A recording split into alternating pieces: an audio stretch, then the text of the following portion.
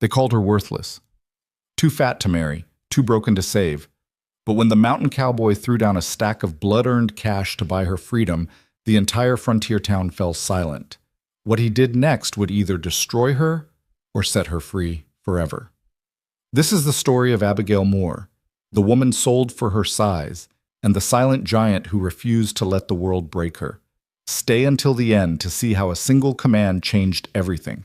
And don't forget to hit that like button and comment what city you're watching from so I can see how far this story travels. The winter wind cut through Timber Ridge like a rusty blade, carrying with it the smell of wood smoke, horse manure, and something far uglier, the scent of human cruelty dressed up as entertainment.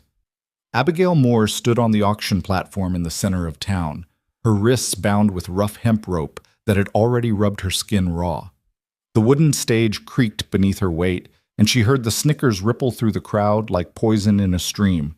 Her breath came in shallow gasps, each one visible in the frozen air, each one a reminder that she was still alive to endure this nightmare. "Look at the size of her!" someone shouted from the back of the gathered mass.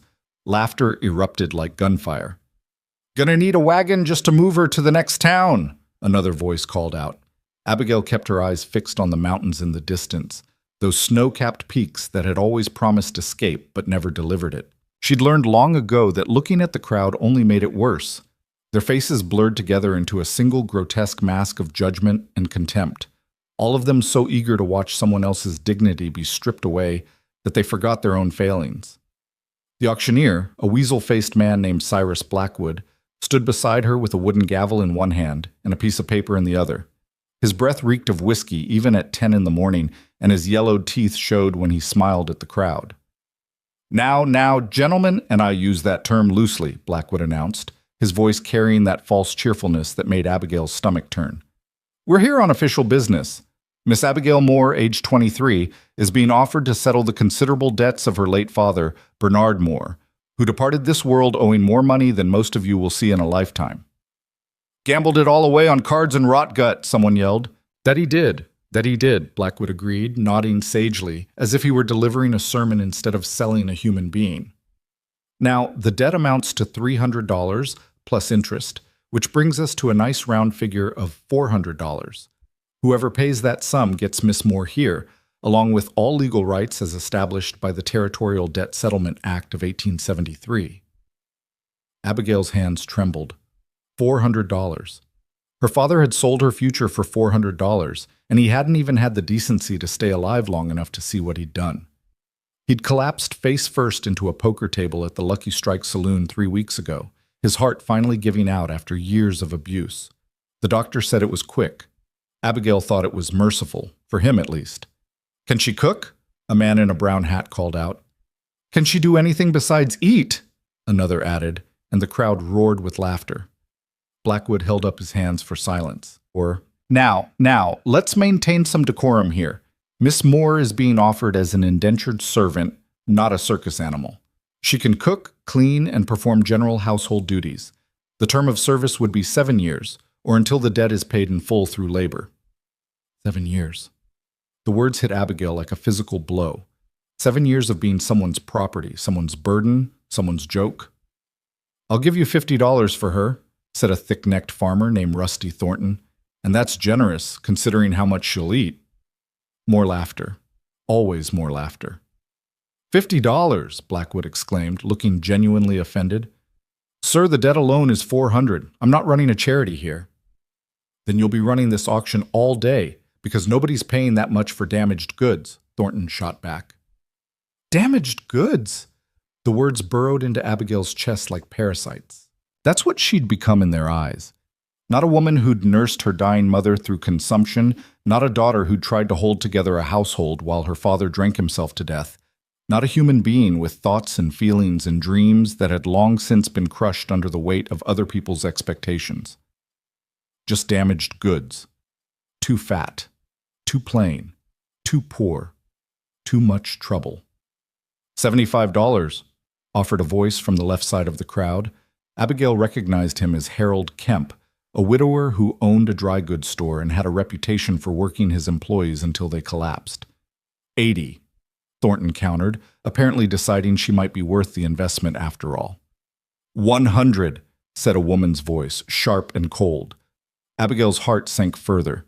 It was Constance Whitmore, the owner of the town's only boarding house, a woman known for her cruelty to her staff and her particular delight in humiliating the girls who worked for her. The bidding continued, climbing slowly, painfully, like a wounded animal trying to drag itself up a hill.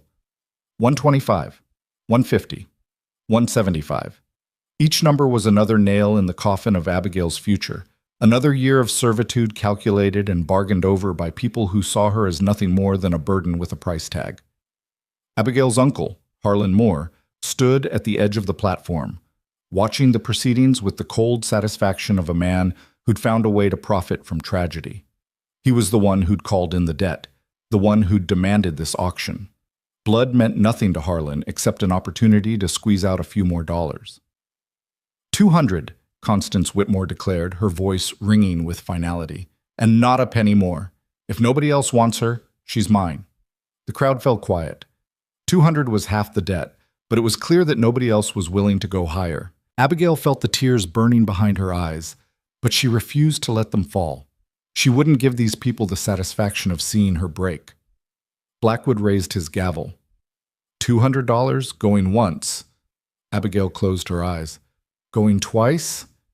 She thought of her mother's grave, unmarked except for a wooden cross she'd carved herself.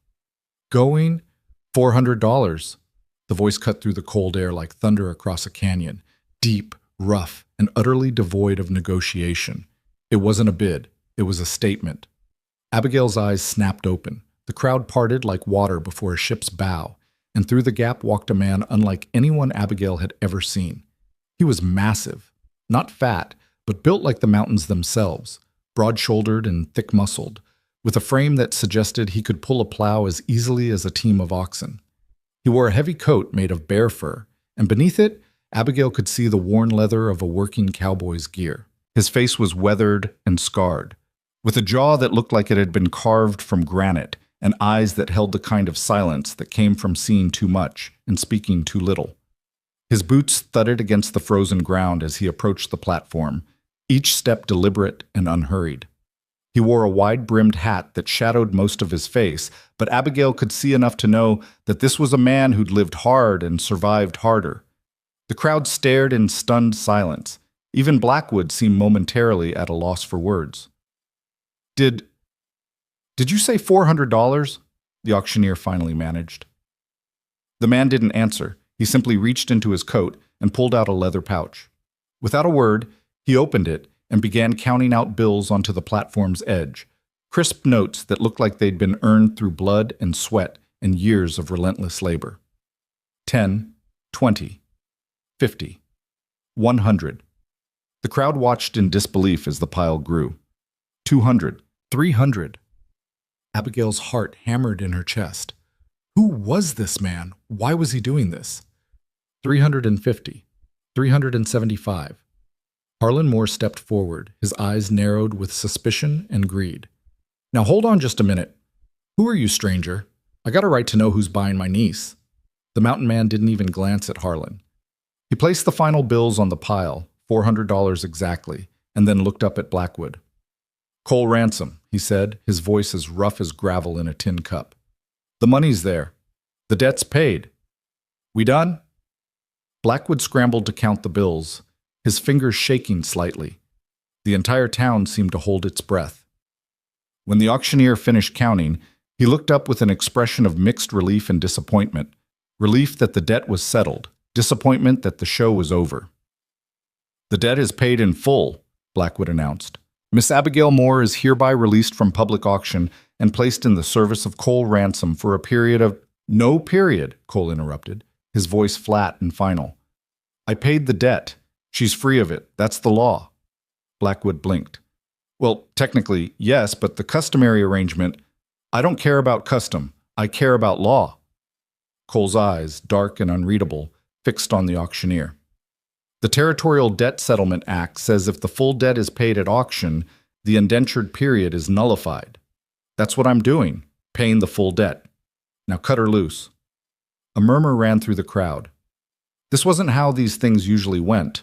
Normally, whoever bought the debt would work the debtor for years, squeezing every ounce of labor out of them to recoup the cost. But this stranger was paying $400 just to set her free? Abigail couldn't breathe. This had to be a trick. Some new form of cruelty she didn't understand yet. Harlan Moore's face turned purple with rage. Now see here. That girl belongs to the Moore family debt, and if you're paying it off, I got every right to do what I want with my money, Cole said, turning his gaze on Harlan for the first time. It was a look that could freeze boiling water. And I'm choosing to settle the debt and leave her free of it. You got a problem with that? You can take it up with the territorial judge in Red Bluff. I'm sure he'd be real interested to hear how you tried to sell your own kin into servitude instead of paying your brother's gambling debts yourself. Harlan's mouth opened and closed like a landed fish. The crowd's murmurs grew louder. A few people were nodding. Apparently, even in a town this cruel, there were limits to what was considered acceptable. And selling your own niece crossed some of those lines. Blackwood cleared his throat. Well, if the debt is paid in full and the buyer chooses to nullify the servitude contract, that's his right. Miss Moore, you're free to go. Free to go. The words sounded foreign, impossible. Cole Ransom climbed the 3 steps to the platform with the easy grace of a man who'd spent his life in the saddle. He pulled a knife from his belt, a wicked-looking blade that gleamed in the weak winter sunlight, and Abigail flinched backward. Easy, he said quietly, the first hint of gentleness in his voice. Just cutting the ropes. With 2 quick movements, he sliced through the hemp bindings on her wrists. The ropes fell away, and Abigail gasped as blood rushed back into her hands. The skin beneath was red and raw, marked with deep grooves where the rope had bitten in. Cole looked at her wrists for a long moment, his jaw tightening almost imperceptibly. Then he turned and addressed the crowd. "Show's over," he said. "Go home." For a few seconds, nobody moved. Then slowly, reluctantly, the crowd began to disperse. There were mutters and whispers, sidelong glances and speculation, but they went. Even Constance Whitmore, her face twisted with frustration at losing her prize, turned and stalked away with her skirt swishing angrily. Only Harlan remained, his eyes burning with a rage that promised this wasn't over. "You made an enemy today, Ransom," Harlan said, his voice low and venomous. "That girl's carrying more blood and more debts. You can't just buy your way out of family obligations." Cole turned to face Harlan fully, and even though he didn't move aggressively, there was something in his posture that made Harlan take an involuntary step backward. "The law says I can," Cole replied, "and the law says you're done here. If you got a complaint, file it with the territorial court. Otherwise, walk away while you still can." The threat was implicit but unmistakable. Harlan's hand twitched toward the gun at his hip, then thought better of it. Whatever else he was, Harlan Moore wasn't stupid enough to draw on a man who looked like he'd been born with a weapon in his hand. "This ain't finished," Harlan spat, then turned and stormed off toward the saloon. Silence fell over the platform. Abigail stood there, rubbing her wrists, trying to process what had just happened. One moment she'd been about to be sold to Constance Whitmore for $200 and 7 years of servitude. The next, she was, what, free? Owned by a different master? She didn't understand. Cole Ransom turned to look at her for the first time, really look at her, and Abigail braced herself for the disgust she'd seen in every other man's eyes that morning. But it didn't come. His eyes, a deep brown that reminded her of rich soil, swept over her once, taking in her worn dress, her wild hair, her trembling hands. There was no judgment in that gaze, no mockery, no disgust. No, just assessment, like he was looking at a horse to determine if it was sound, not to determine if it was pretty. "You got anywhere to go?" he asked. Abigail's voice caught in her throat. She tried to speak, failed, tried again. No. My father's house was seized to pay part of the debt. I've been sleeping in the church basement." Cole nodded once, as if this confirmed something he'd already suspected. "You got any belongings?" "A bag at the boarding house. Mrs. Whitmore let me keep my things there until—" She couldn't finish the sentence. "Get it," Cole said. "Meet me at the livery stable in 1 hour. Can you ride?" "Ride? Yes, a little. But I don't understand. You paid my father's debt. Why? What do you want from me? For the first time, something that might have been emotion flickered across Cole Ransom's weathered face. It was gone too quickly to identify, but Abigail could have sworn it looked like understanding, like recognition, like he'd asked himself the same question once, a long time ago, about someone else. What I want, he said slowly, is for you to get your things and meet me at the livery. The mountain's a hard ride, and we need to leave before the weather turns. Beyond that, he paused, seeming to choose his words carefully. Beyond that, we'll figure it out as we go. The mountain? You're taking me up into the mountains? I live there. Got a cabin about 20 miles northeast of here, high up where most folks don't bother to go. It's rough country, but it's quiet. And it's a damn sight better than this town. Abigail's mind reeled. Go with this stranger into the mountains? To some isolated cabin miles from anywhere? Every story she'd ever heard, every warning about strange men in isolated places, screamed at her to refuse. But what was the alternative? Stay in Timber Ridge, where everyone knew her as the fat girl whose father gambled away her future?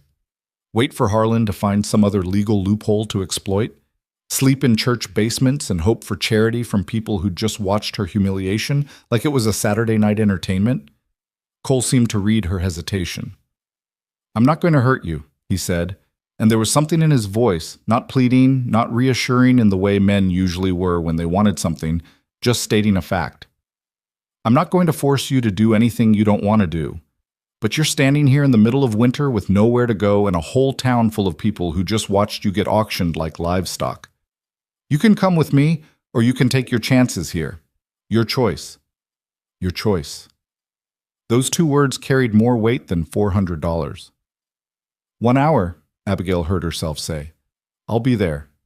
Cole nodded once, then turned and descended the platform steps. He moved with the controlled power of a man who was very aware of his own strength and very careful about how he used it. Within moments, he disappeared into the thinning crowd, leaving Abigail alone on the auction platform with her racing heart and her burning questions. She didn't waste time. The boarding house was only 2 blocks away, and she needed to get her meager belongings before Constance Whitmore decided to confiscate them out of spite. Her legs felt shaky as she descended the platform, partly from the cold, partly from the shock of what had just transpired. The walk through town felt like walking through a gauntlet. People stopped to stare at her, whispering behind their hands. Some looked curious. Some looked disappointed that the show had ended so abruptly. A few looked almost sympathetic, though they quickly glanced away when she made eye contact. Martha Henderson, the baker's wife, actually stepped out of her shop as Abigail passed. Abigail, she said softly, are you all right? It was the first kind word anyone had spoken to her in weeks, and it nearly broke her. Abigail swallowed hard against the lump in her throat. I'm fine, Mrs. Henderson. Thank you for asking. That man who bought your debt, do you know him? No, ma'am. Martha's face creased with worry. Are you sure it's safe to go with him? Nobody knows anything about him. He could be a lot of things, Abigail interrupted gently. But right now, he's the only person in this whole town who didn't stand around laughing while I was being sold. That's enough for me. She didn't wait for a response.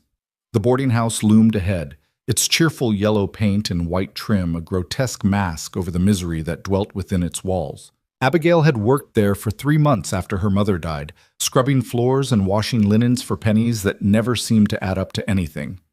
Constance Whitmore was waiting in the foyer when Abigail entered, her arms crossed over her bony chest, her mouth pursed in disapproval.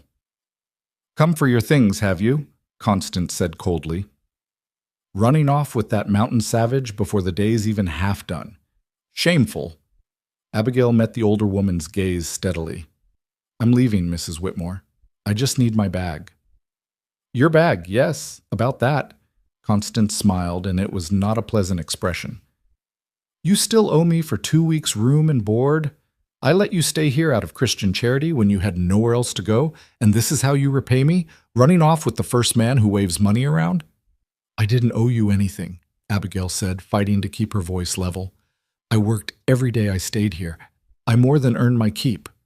Your opinion on the matter is irrelevant. The bag stays until the debt is paid. For a moment, Abigail considered arguing, But she could see in Constance's eyes that the woman was spoiling for a fight, hoping to extract one final pound of flesh before Abigail escaped for good. And Abigail was too tired, too wrung out, too done with this entire town to give her the satisfaction. "Keep it," Abigail said quietly. "There's nothing in there I can't replace." It was a lie. Her mother's wedding ring was in that bag, along with the only photograph of her parents from before the drinking and the gambling had hollowed her father out.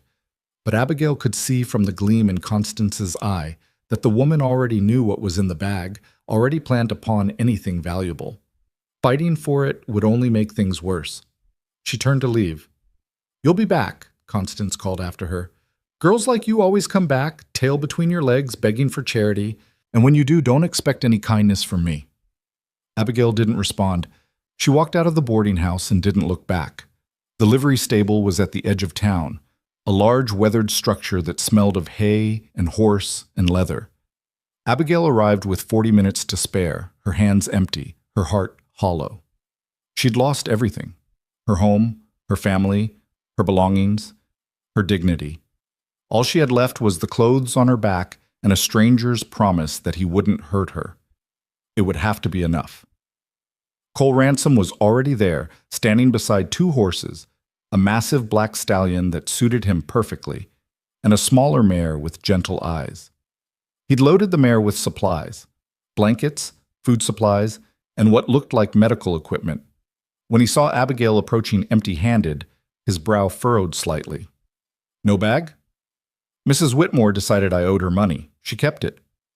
Cole's jaw tightened. For a moment, Abigail thought he might march back into town and confront Constance, but instead he just nodded slowly. "What was in it?"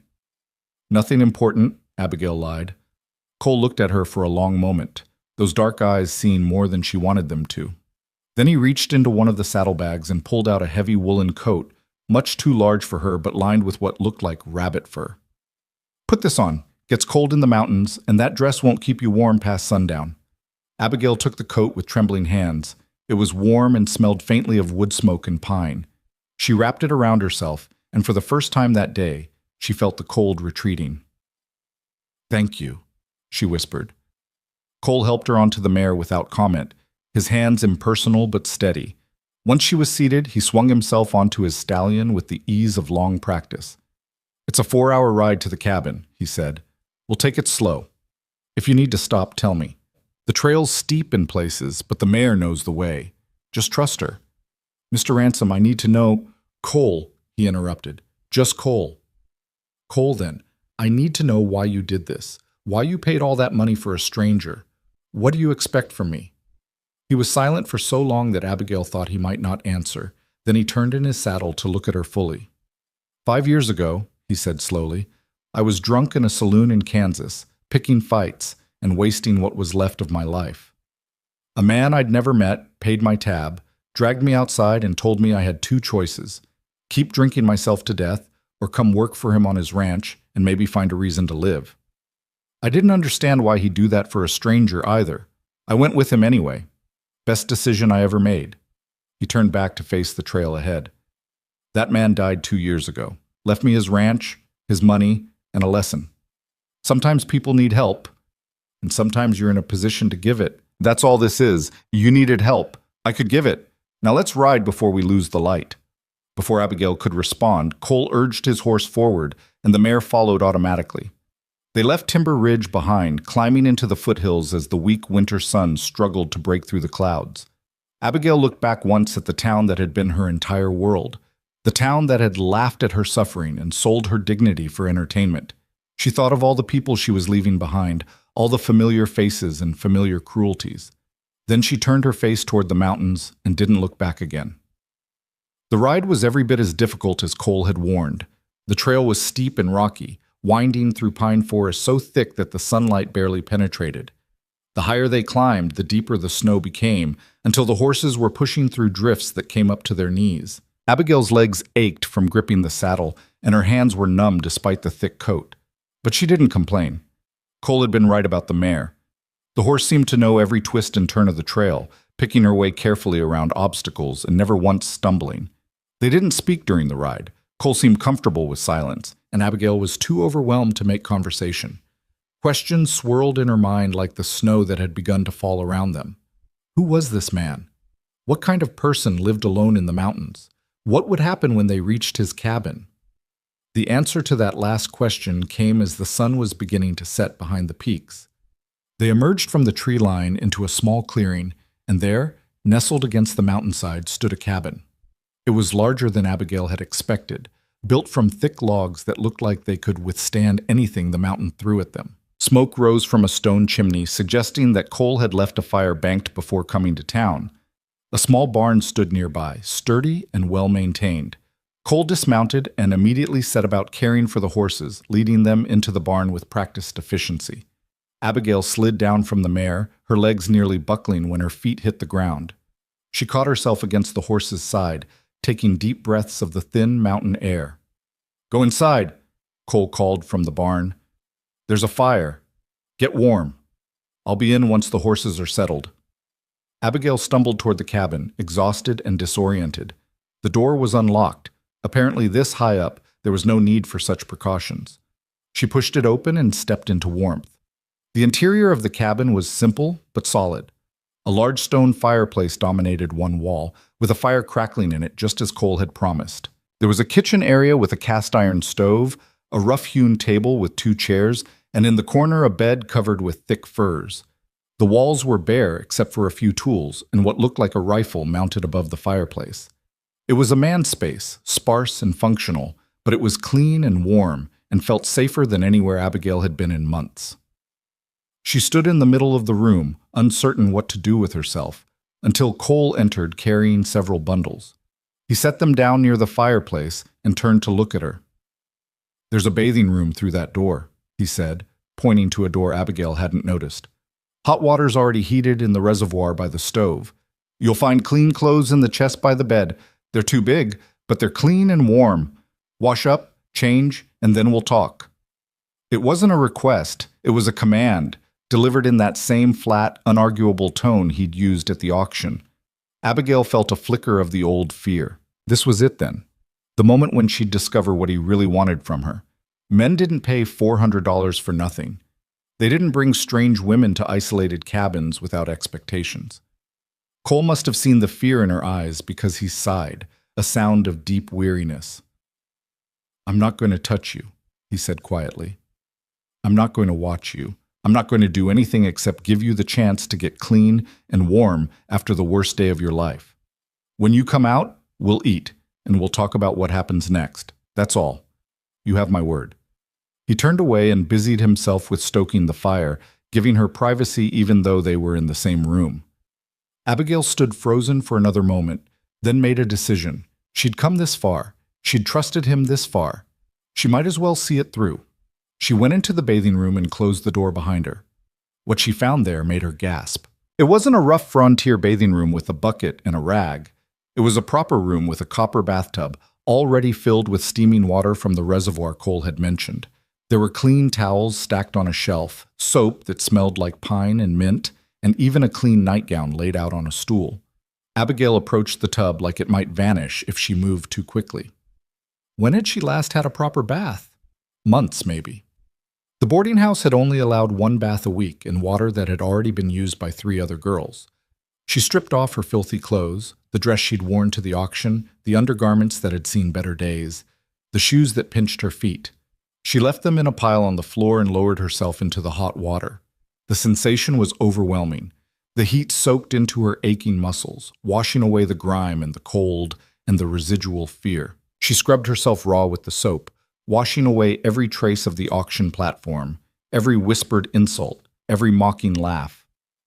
When she finally emerged from the tub, pink and clean and warmer than she'd been in years, she found that the nightgown fit reasonably well, and the chest by the bed contained several shirts and pairs of trousers that, while too large, could be made to work with a belt. She dressed in the warmest clothes she could find, rolled up the pant legs and sleeves, and took a deep breath before opening the door. Cole was sitting at the table, 2 plates of food already laid out. When she emerged, he looked up briefly, nodded once as if confirming something to himself, and gestured to the empty chair. "Eat," he said, "then we talk." The food was simple but substantial. venison stew with potatoes and carrots, thick bread, and strong coffee. Abigail ate mechanically at first, then with increasing hunger as she realized how long it had been since her last real meal. Cole ate in silence, his eyes on his food, giving her space to collect herself. When both plates were empty, he pushed his aside and finally looked at her directly. "Here's how this works," he said, his voice quiet but firm in the cabin's warmth. "You're not a servant, you're not indentured, you don't owe me anything. The debt's paid, and you're free of it. You can stay here as long as you need to figure out what comes next. There's enough food for both of us through the winter, and come spring, if you want to leave, I'll take you wherever you want to go. But while you're here, you pull your weight. I'm not running a charity. You cook, you clean, you help with the animals. In exchange, you get a roof, food, and safety. That's the deal." Abigail stared at him, searching for the catch, the hidden clause, the real price. "And that's all? That's all? You paid $400 just to give me a place to stay for the winter?" Cole's expression didn't change. "I paid $400 to settle a debt that never should have existed in the first place. What you do with that freedom is up to you. But I'm telling you right now, you're worth more than what that town thinks. You're worth more than your father's mistakes. And you're damn sure worth more than being sold on an auction platform like livestock." The words hit Abigail like a physical blow, not because they were cruel, but because they were kind. Because they were the first kind words anyone had spoken to her in so long that she'd forgotten what they felt like. The tears came then, hot and unstoppable, pouring down her face in great racking sobs.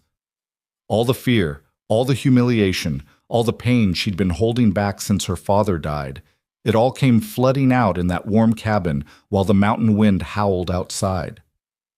Cole didn't move to comfort her. He didn't tell her it would be all right. He just sat there, steady and solid as the mountains themselves, letting her cry until there were no more tears left. When she finally quieted, hiccuping and exhausted, he stood and moved to the bed. "You take the bed," he said, pulling out a bedroll from beneath it. "I'll sleep by the fire. Door's barred from the inside, so you're safe. Tomorrow, we'll figure out the rest." And then, true to his word, he settled himself by the fireplace with his bedroll and his back to her, giving her privacy even in this small space. Abigail climbed into the bed, too exhausted to protest. The furs were warm and soft, and for the first time in months she felt safe. As she drifted toward sleep, she heard Cole's voice, quiet in the darkness. "You're safe now, Abigail. Whatever happens next, you're safe here. Remember that." And despite everything, despite all her reasons not to, Abigail believed him. Abigail woke to the smell of coffee and frying bacon, and for one disoriented moment she thought she was back in her mother's kitchen, before the sickness, before everything fell apart. Then she opened her eyes and saw the rough log walls, the stone fireplace, and the massive figure of Cole Ransom moving quietly near the stove, and reality came crashing back. She sat up slowly, her body aching from the long ride and the unfamiliar softness of an actual bed. Through the cabin's single window, she could see that dawn had barely broken, painting the snow-covered peaks in shades of pink and gold. Cole glanced over his shoulder. "Coffee's ready. Food'll be done in a minute." His voice held no trace of yesterday's events, no acknowledgement of her breakdown or the tears she'd shed. It was simply a statement of fact, delivered in the same steady tone he used for everything. Abigail found that oddly comforting. She rose from the bed, still wearing the oversized clothes from the night before, and moved to the table. Cole had already set out 2 tin cups and filled them with coffee so dark it was almost black. She wrapped her hands around the cup, savoring the warmth. "How long have you been awake?" she asked. "Couple hours. Had to check on the horses, bring in more firewood. Storm's coming. You can smell it in the air." He flipped the bacon with practiced ease. "Up here, you learn to read the weather, or you die." It was such a casual statement, delivered without drama, but it sent a chill through Abigail that had nothing to do with the temperature. She was truly isolated now, miles from any town, completely dependent on a man she didn't know. As if reading her thoughts, Cole turned from the stove and fixed her with that steady gaze. "You afraid of me?" The directness of the question startled her. Most men would have danced around the subject, offered false reassurances, tried to manipulate her into feeling safe. Cole just asked. Abigail considered lying, then decided against it. Something about this man demanded honesty. I don't know, she said quietly. You've been nothing but kind to me, but I don't understand why. And what I don't understand scares me. Cole nodded slowly, as if this was the exact answer he'd expected. He plated the bacon and eggs, set one plate in front of her, and took the other for himself, then sat down across the table. Fair enough, he said. So let me make it clear. I brought you here because leaving you in that town would have been the same as killing you, just slower. You would have ended up working yourself to death for Constance Whitmore, or someone like her, being reminded every day that you weren't good enough, weren't thin enough, weren't anything enough. I've seen what that does to people, and I won't be party to it. He took a bite of eggs, chewed thoughtfully, then continued, but that doesn't make you my responsibility forever. When spring comes and the pass is clear, if you want to leave, I'll take you to Red Bluff or Denver or wherever you want to go. I'll even give you enough money to get started somewhere new. Until then, we're just two people sharing a space and trying to survive the winter. Nothing more complicated than that. Nothing more, Abigail repeated, wanting to believe it but unable to silence the voice in her head that whispered nothing came free, that there was always a price. Nothing more, Cole confirmed. He met her eyes steadily. I'm not going to touch you, Abigail. I'm not going to force you into anything. Whatever you're imagining, whatever you're afraid of, it's not going to happen. You have my word on that. And your word means something? For the first time since she'd met him, something that looked almost like pain crossed Cole's face. It's the only thing I got left that does, he said quietly. So yeah, it means something. They ate in silence after that, but it was a different kind of silence than the night before. Less charged with fear, more weighted with understanding. When the plates were empty, Cole stood and began clearing the table. Storm will hit by midday, he said. Probably last 2, maybe 3 days. We've got everything we need, food, firewood, water from the pump outside. Main thing is to keep the animals fed and the cabin warm. You know how to work a stove? Yes, my mother taught me before she... Abigail trailed off. Good. I'll show you where everything is, how things work around here. The more you know, the safer you'll be. He paused at the door, pulling on his heavy coat. And Abigail, safe is what you are here. I need you to believe that. He left before she could respond, heading out into the gray morning to tend to the horses. Abigail sat at the table, nursing her coffee, trying to reconcile everything she'd been taught about men in danger with what she was actually experiencing. The next few hours passed in a strange, domestic rhythm. Cole showed her the layout of the cabin, the root cellar where he kept preserved vegetables and smoked meat, the pump outside that drew water from a mountain spring. He explained how to bank the fire for maximum heat, how to tell when the stove needed more wood, how to read the thermometer he kept by the door. Temperature drops below 0. We don't go outside unless we absolutely have to, he said, pointing to the instrument. Frostbite can take your fingers in minutes up here. Cold kills fast, kills quiet. Respect it.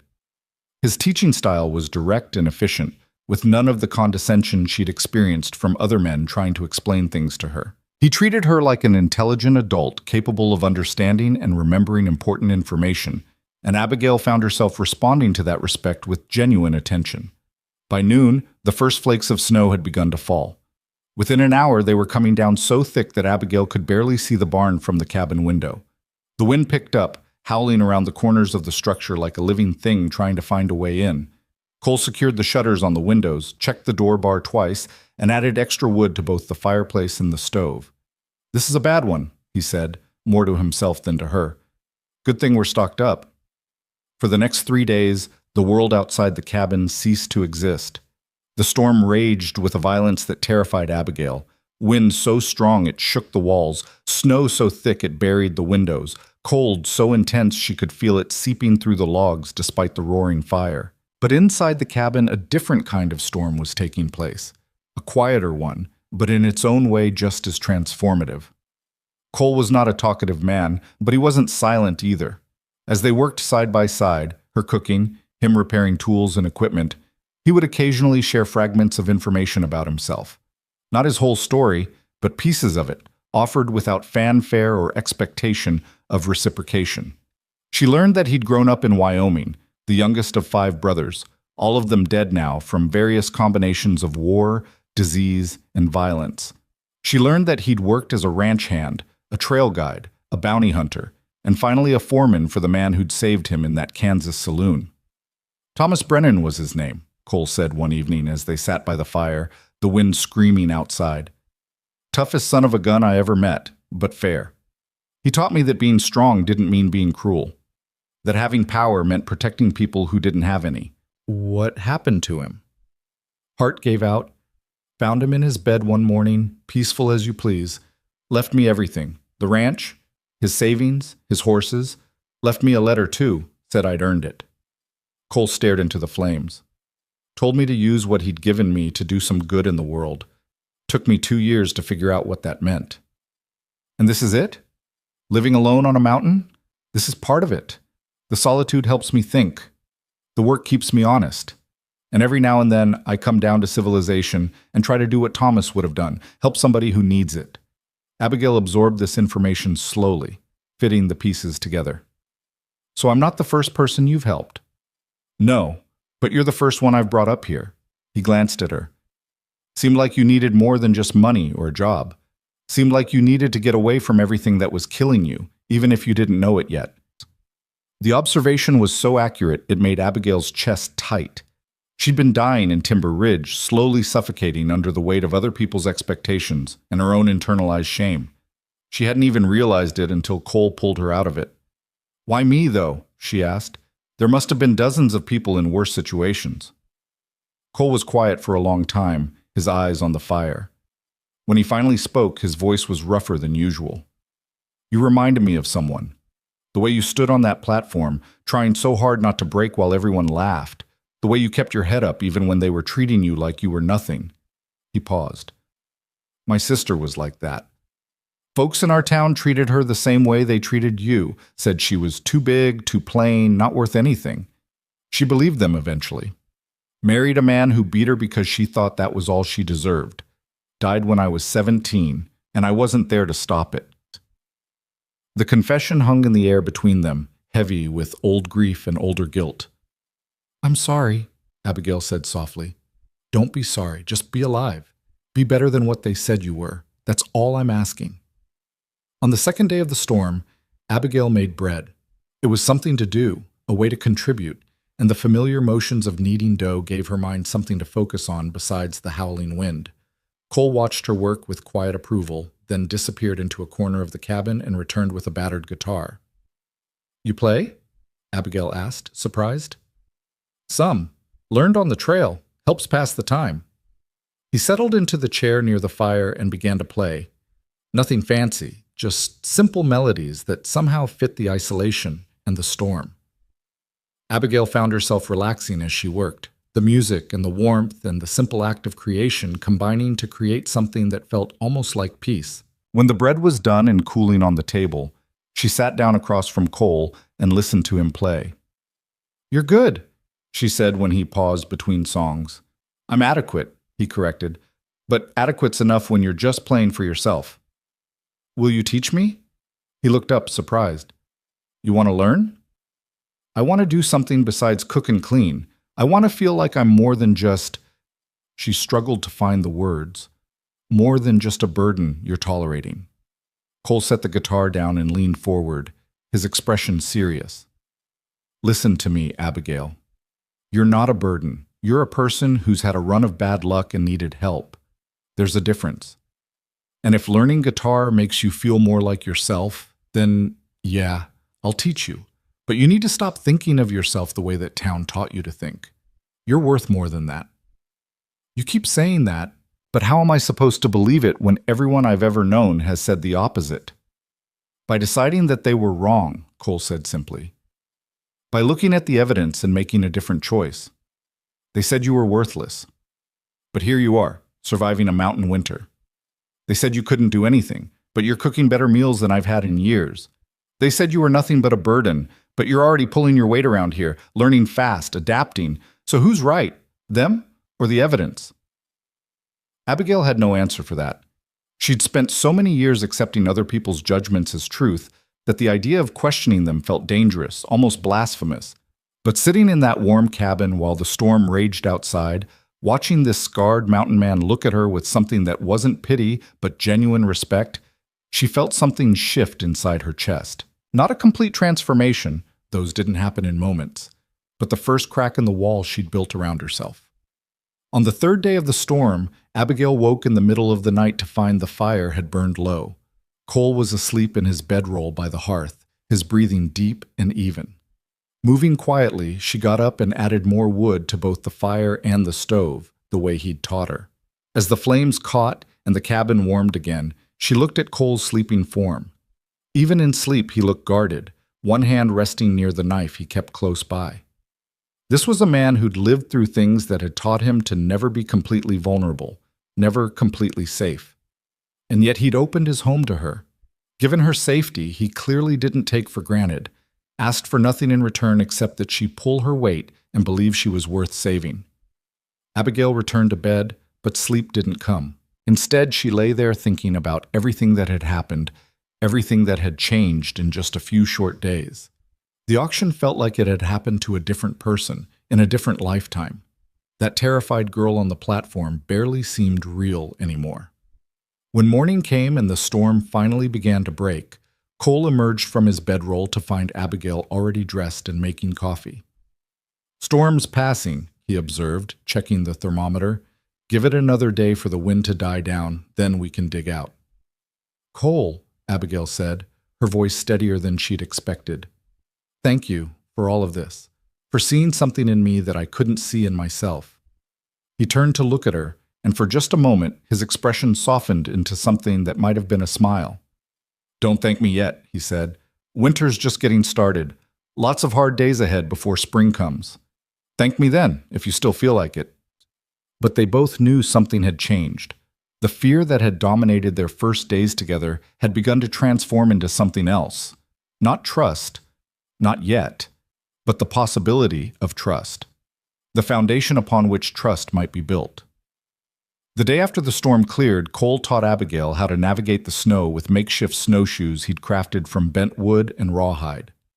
They trudged to the barn together, him breaking trail, her following in his footsteps. The horses nickered in greeting, clearly relieved to see them. "This is Smoke," Cole said, indicating his black stallion. "And that's Willow." He gestured to the mare Abigail had ridden up the mountain. "They're good animals, treat them right, and they'll save your life when you need it." Abigail approached Willow carefully, extending her hand. The mare snuffled at her palm, then allowed Abigail to stroke her neck. "She likes you," Cole observed. "Animals are good judges of character. Better than people, most times." They worked together to feed and water the horses, clean the stalls, and check for any damage from the storm. Cole moved with the efficiency of long practice, but he was patient when showing Abigail what to do, correcting her gently when she made mistakes. "You're a good teacher," she said as they headed back to the cabin, the winter sun bright on the snow. "Had a good teacher myself," Cole replied. "Thomas believed anyone could learn anything if you just took the time to show them proper. Most folks just don't want to take that time." Back in the cabin, Abigail noticed something she hadn't seen before. A small shelf near the bed that held 3 books. In a place this remote, books were precious commodities, and she approached them reverently. "You read?" Cole asked, seeing her interest. "When I can. My mother taught me. We didn't have many books, but the ones we had, I read until the pages fell apart." "Help yourself. That one's Shakespeare. Don't ask me how I ended up with it. That one's a collection of frontier stories. And that last one's a journal. Empty. Thought I might write down my thoughts someday, but turns out I don't have that many worth recording." Abigail pulled down the Shakespeare, The Tempest, and ran her fingers over the worn cover. "My mother loved Shakespeare. She used to read to me when I was small, before my father." She trailed off. "Before he started drinking?" She nodded. "It got bad after she got sick. He couldn't handle watching her fade away, so he tried to drown it in whiskey and cards. By the time she died, he was already so far gone there was no bringing him back." Cole nodded, understanding in his eyes. "Some men break when life gets hard. Can't blame them for breaking. Life up here will break anyone eventually, but you can blame them for how they handle being broken. Your father chose to break in a way that hurt the people depending on him. That's on him, not you. I know that in my head, Abigail said quietly. But knowing it and feeling it are different things. They are, Cole agreed. But give it time. Feelings catch up to knowledge eventually, if you let them. As December deepened into January, a routine established itself. Abigail would wake early and start breakfast while Cole tended to the animals. They'd eat together, then tackle whatever work the day required. Cutting firewood, hauling water, maintaining equipment, checking the food stores. In the evenings, they'd sit by the fire, and Cole would play his guitar while Abigail read or worked on mending their clothes. It was a simple life, almost primitive compared to town living, but Abigail found herself adapting to it with surprising ease. The physical work, which she'd feared would be too much for her, actually made her feel stronger. The isolation, which she'd expected to drive her mad, felt more like sanctuary. And Cole, the stranger who'd bought her freedom, became something she hadn't expected. A friend. He never pressed her for more conversation than she was willing to give. Never criticized her appearance or her abilities. Never made her feel like she was failing or insufficient. When she struggled with something, he helped her figure it out. When she succeeded, he acknowledged it with a simple nod or a quiet, "Good work." It was such a stark contrast to every other man she'd known that it made her reevaluate everything she'd believed about strength and kindness. Cole was the strongest person she'd ever met, capable of violence if necessary, but he wielded that strength with such careful control that she never felt threatened by it. One evening, as they sat by the fire, Abigail finally asked the question that had been nagging at her. "Why do you live up here alone? A man like you could have anything, a ranch, a family, a life in town. Why choose isolation?"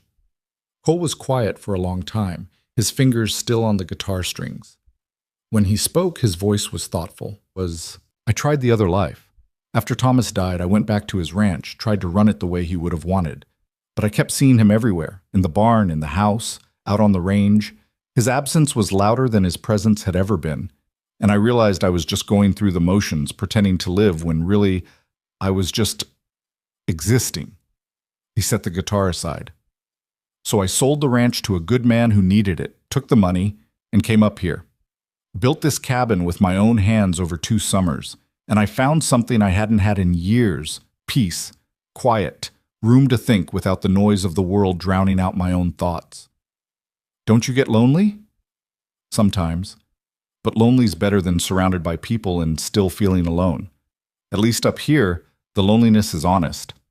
Abigail understood that more than she wanted to admit. She'd been surrounded by people in Timber Ridge and felt more alone than she ever had in her life. "I get that," she said softly. "I think I've been lonely my whole life. Just didn't have a word for it until now." Cole looked at her then, really looked at her, and she saw something in his eyes that made her breath catch. Recognition.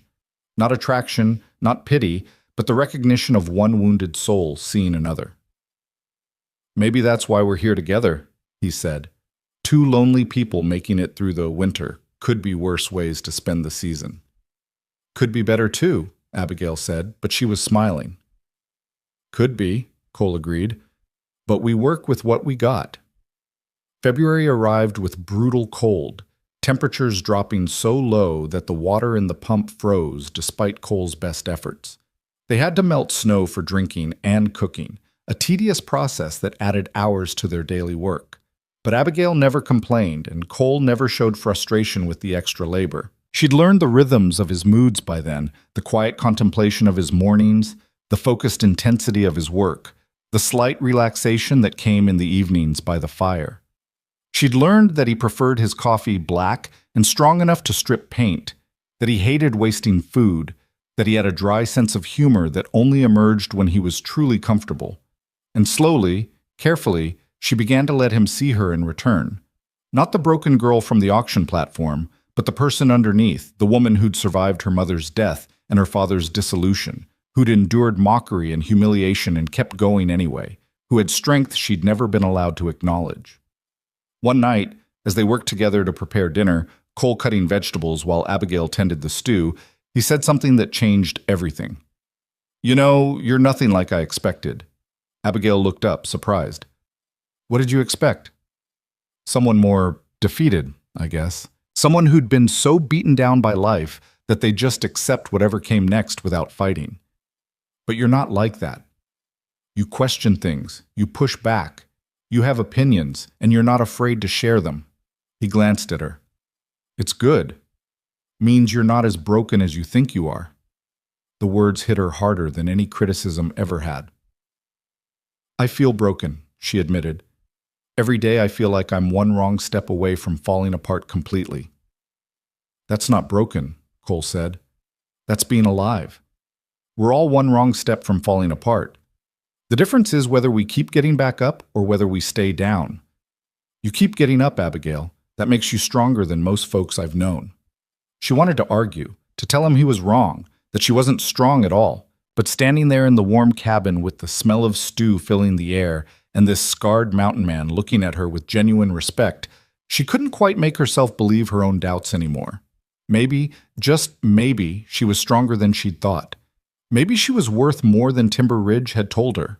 Maybe Cole Ransom, with his quiet wisdom and his careful kindness, was showing her a truth she'd been too afraid to see.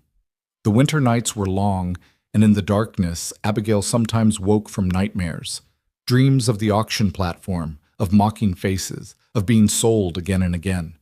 The first time it happened, she jolted awake with a gasp, her heart racing. Cole's voice came quietly from his bedroll. You all right? Just a dream, she whispered. Bad one? They're all bad lately. She heard him shift, sitting up. Want to talk about it? She did, surprisingly.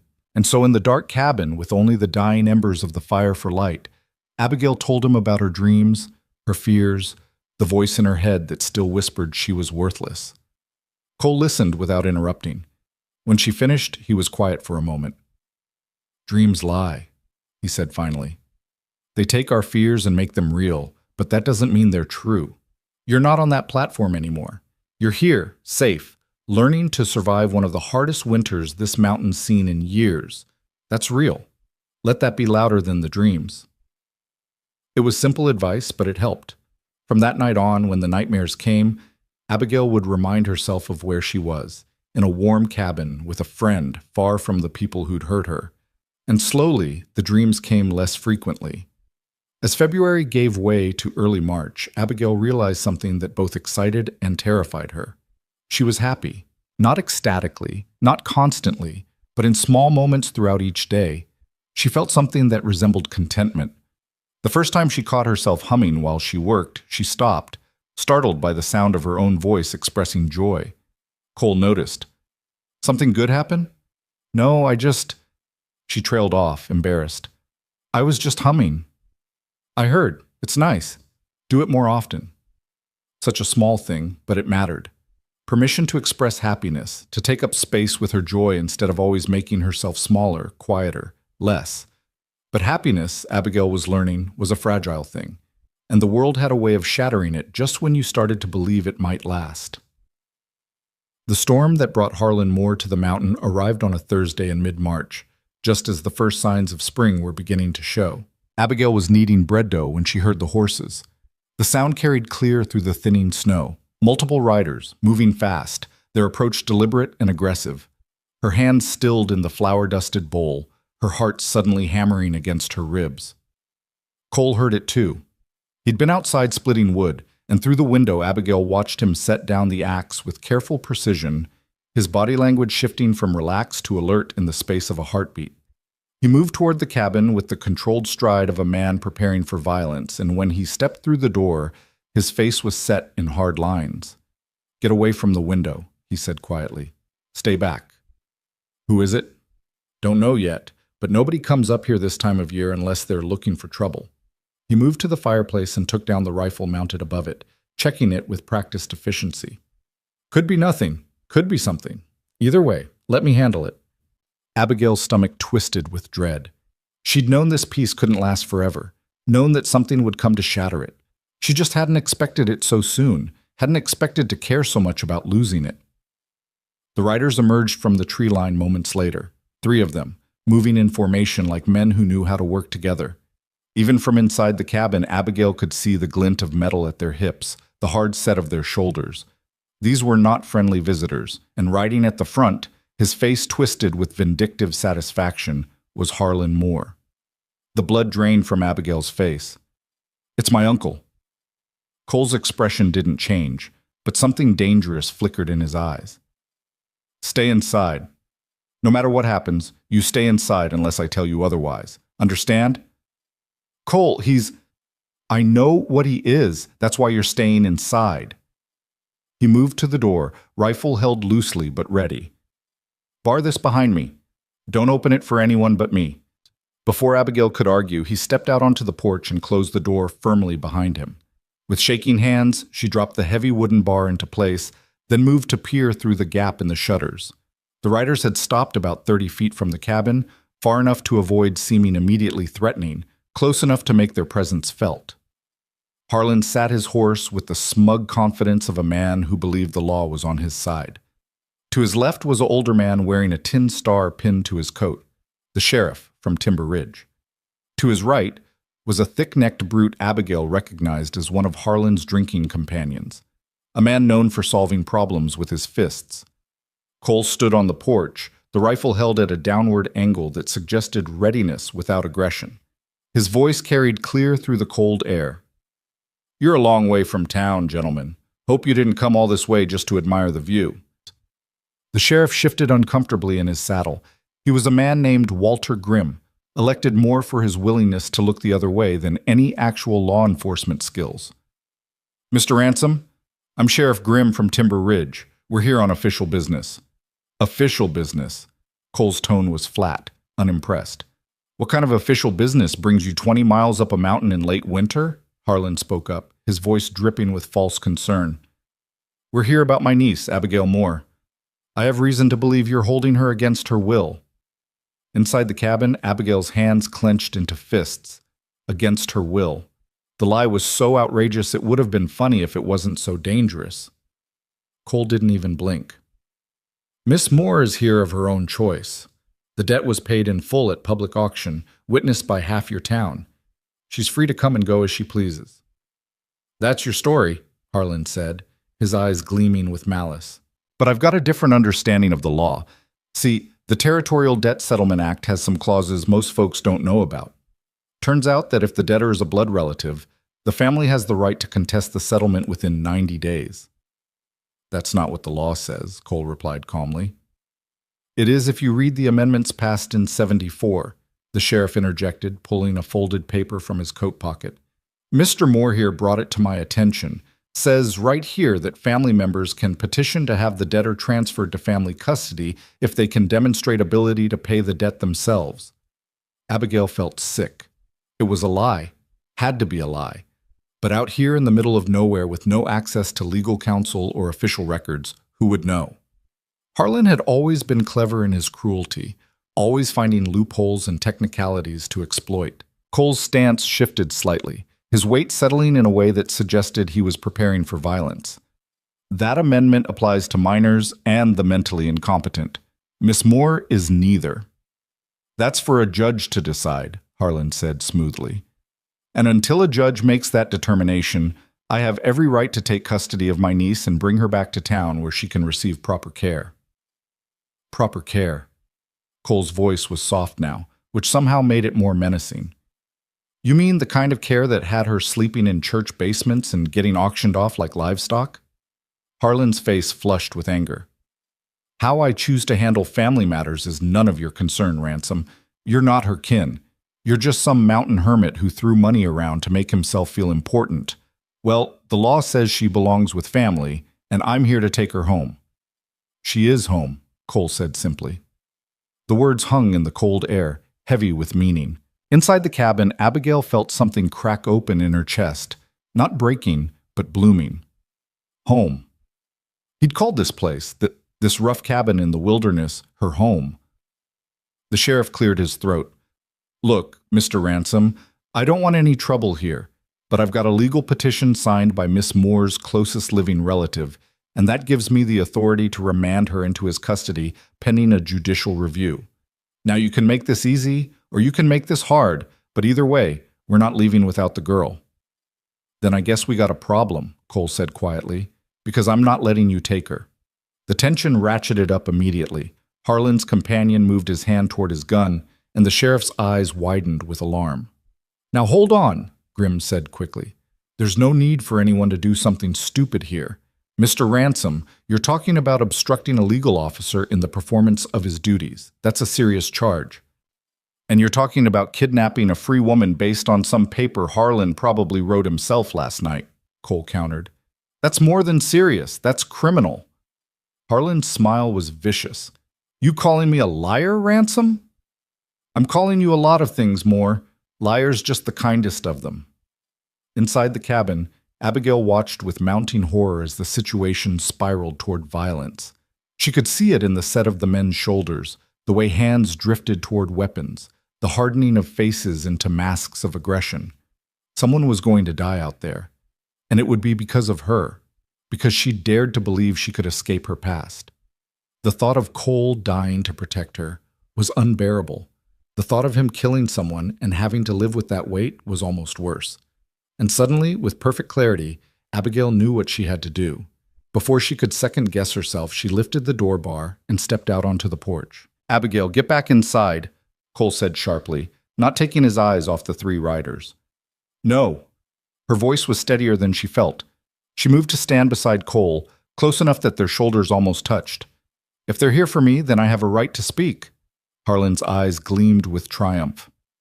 "There she is." "Abigail, honey, these months up here must have been terrible for you. Don't worry, we're taking you home now." The false sweetness in his voice made her skin crawl. This was the same man who'd orchestrated her public humiliation, who'd sold her to the highest bidder without a shred of remorse, and now he wanted to pretend he cared about her welfare. "I am home," Abigail said, echoing Cole's words. "And I'm not going anywhere with you, Harlan." Harlan's mask slipped, revealing the anger beneath. "You don't get a choice in this, girl. The law says—" "The law says I'm a free woman," Abigail interrupted, her voice growing stronger. "The debt was paid in full at public auction. You were there. You saw the money change hands. You heard Mr. Blackwood declare the debt settled." "The law also says family has rights," the sheriff interjected, though he sounded less certain now. "Mr. Moore is your legal guardian, as your closest living relative." "I'm 23 years old," Abigail said. "I don't need a guardian. And even if I did, Harlan Moore is the last person who should have that authority. He's the one who demanded the auction in the first place. He's the one who wanted to profit from my father's debts." "That's a lie," Harlan snarled, his composure cracking. "I was trying to settle a legitimate debt. Your father owed money all over town, and somebody had to pay it." "Then why didn't you pay it yourself?" Abigail shot back. "You had the money. Everyone knows you've been skimming from the mining claims you manage. You could have settled the debt and let me work it off privately. But you didn't, because this was never about the debt. It was about punishing me for existing, for being a reminder that your brother was a failure." The accusation hung in the air like a gunshot. Harlan's face went purple with rage, and his hand dropped to his gun. "Easy," Cole said, his rifle rising slightly. It wasn't pointed at anyone yet, but the threat was implicit. "You draw that weapon, and this gets very bad very fast." The sheriff held up both hands in a placating gesture. "Nobody's drawing anything. Let's all just calm down and think this through." But Harlan was beyond calm. Years of resentment and frustrated greed poured out of him in a torrent of venom. "You think you're so smart, girl? You think running off with this stranger makes you better than your father? You're just like him, worthless, taking up space, draining resources from people who actually matter." Each word was meant to wound, to reduce her back to the terrified woman on the auction platform. But something had changed in Abigail during her months on the mountain. She'd been tested by weather and isolation and her own fear, and she'd survived. She'd learned that she was stronger than she'd believed, more capable than anyone had given her credit for, and she was done letting men like Harlan Moore define her worth. "You're right about one thing," she said quietly. "I am like my father. I made mistakes, trusted the wrong people, let myself believe I deserved the way I was treated. But I'm not that person anymore. Cole showed me something you never could, that I'm worth more than your opinion of me, that I deserve respect and dignity and a chance to build a life on my own terms." She stepped forward, off the porch, moving past Cole despite his warning growl. She walked toward the riders with her head high, her shoulders back, every inch of her body radiating a defiance she'd never known she possessed. So here's what's going to happen, Harlan. You're going to turn around and ride back to Timber Ridge. You're going to tell everyone that I'm exactly where I want to be, doing exactly what I choose to do. And you're going to leave me alone, because I am not your property. I am not your responsibility. I am not yours in any way that matters. Harlan stared at her, his mouth working soundlessly. The transformation in her clearly shocked him. This was not the broken girl he'd expected to find, not the easy victim he'd come to reclaim. You think you have a choice? He finally managed. I'm your blood, girl. The law is on my side, Abigail said firmly. And if you push this, I'll make sure everyone in Timber Ridge knows exactly what kind of man you are. I'll tell them about the mining claims, the money you've been stealing, the books you've been cooking. Don't think I don't know, Harlan. My father might have been a drunk, but he kept records. And before he died, he told me where to find them. It was a bluff. Her father had kept no such records, had been too far gone to care about Harlan's corruption. But Abigail delivered it with such conviction that Harlan's face went white. If there was one thing men like him feared, it was exposure. The sheriff was looking increasingly uncomfortable. Mr. Moore, if there's any question about the legitimacy of this petition— There's no question, Harlan snapped, but his voice had lost its certainty. The girl's lying. She's been up here too long, lost her mind. I've never been clearer in my life, Abigail said, and I'm telling you for the last time, I'm not going with you. If you try to force me, Cole will stop you. If you hurt Cole, I'll make sure you hang for it. And if you somehow manage to drag me back to town, I'll fight you every step of the way. I'll make so much noise that every person in the territory will know what you tried to do. She could see the calculation in Harlan's eyes, weighing his options. He'd come up here expecting an easy victory, a cowed woman grateful to be rescued from her isolation. Instead, he'd found someone who'd learned to fight back, and he didn't know how to handle it. Cole moved to stand beside Abigail, the rifle still held ready. The lady's made herself clear, he said quietly. You've got no legal standing here, no moral authority, and no practical way to take her against her will. So you've got a choice to make, Moore. You can accept that you lost this one and ride away with your dignity intact, or you can push this further and find out just how far I'm willing to go to protect what's mine. Abigail's breath caught at those last three words. What's mine? Not in the possessive, controlling way Harlan had claimed ownership, but in the way someone declares what they'll defend with their life. The sheriff was clearly done with this confrontation. Mr. Moore, I think we should head back. The petition needs more documentation. Maybe get a judge to look at it properly before we— Fine, Harlan bit out, his face twisted with impotent rage. But this isn't over, Ransom. You think you can just buy yourself a woman and hide her up here like some kind of prize? The law will catch up to you eventually. I didn't buy a woman, Cole said evenly. I settled a debt and offered shelter to someone who needed it. Everything else is her choice. Always has been. Harlan jerked his horse's reins, turning the animal roughly. You'll regret this, both of you. Nobody defies the Moore family and gets away with it. Your family's down to just you, Abigail said quietly, and you're not worth being afraid of anymore. For a moment, Harlan looked like he might charge his horse at her. Consequences be damned. But the sheriff grabbed his arm, and Harlan's companion, reading the situation correctly, moved to block any aggressive action. Let's go, Grimm said firmly. This was a waste of time. They turned their horses and rode back toward the tree line, Harlan casting one last venomous look over his shoulder. Abigail and Cole stood together on the snow-covered ground, watching until the riders disappeared into the forest and the sound of hoofbeats faded into silence. Only then did Abigail's legs start to shake. The adrenaline that had sustained her through the confrontation drained away, leaving her trembling and weak. Cole caught her elbow as she swayed, his grip steady and warm. Easy, he murmured. You're all right. They're gone. For now, Abigail whispered. But he'll come back. Men like Harlan always come back. Maybe. But if he does, we'll be ready. Cole guided her back toward the cabin, his hand firm on her arm. What you did out there, standing up to him like that took real courage. It took stupidity, Abigail said, but she was half smiling through her fear. I could have gotten you killed.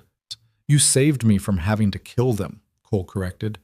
Trust me, that's the better outcome. Killing a man, Even when you're in the right, it changes you, leaves a mark that doesn't wash off. They reached the porch, and Cole paused before opening the door. He turned to face her fully, his expression serious. What I said out there about you being what's mine, I didn't mean it the way it might have sounded. You're not my possession. You're not obligated to me in any way.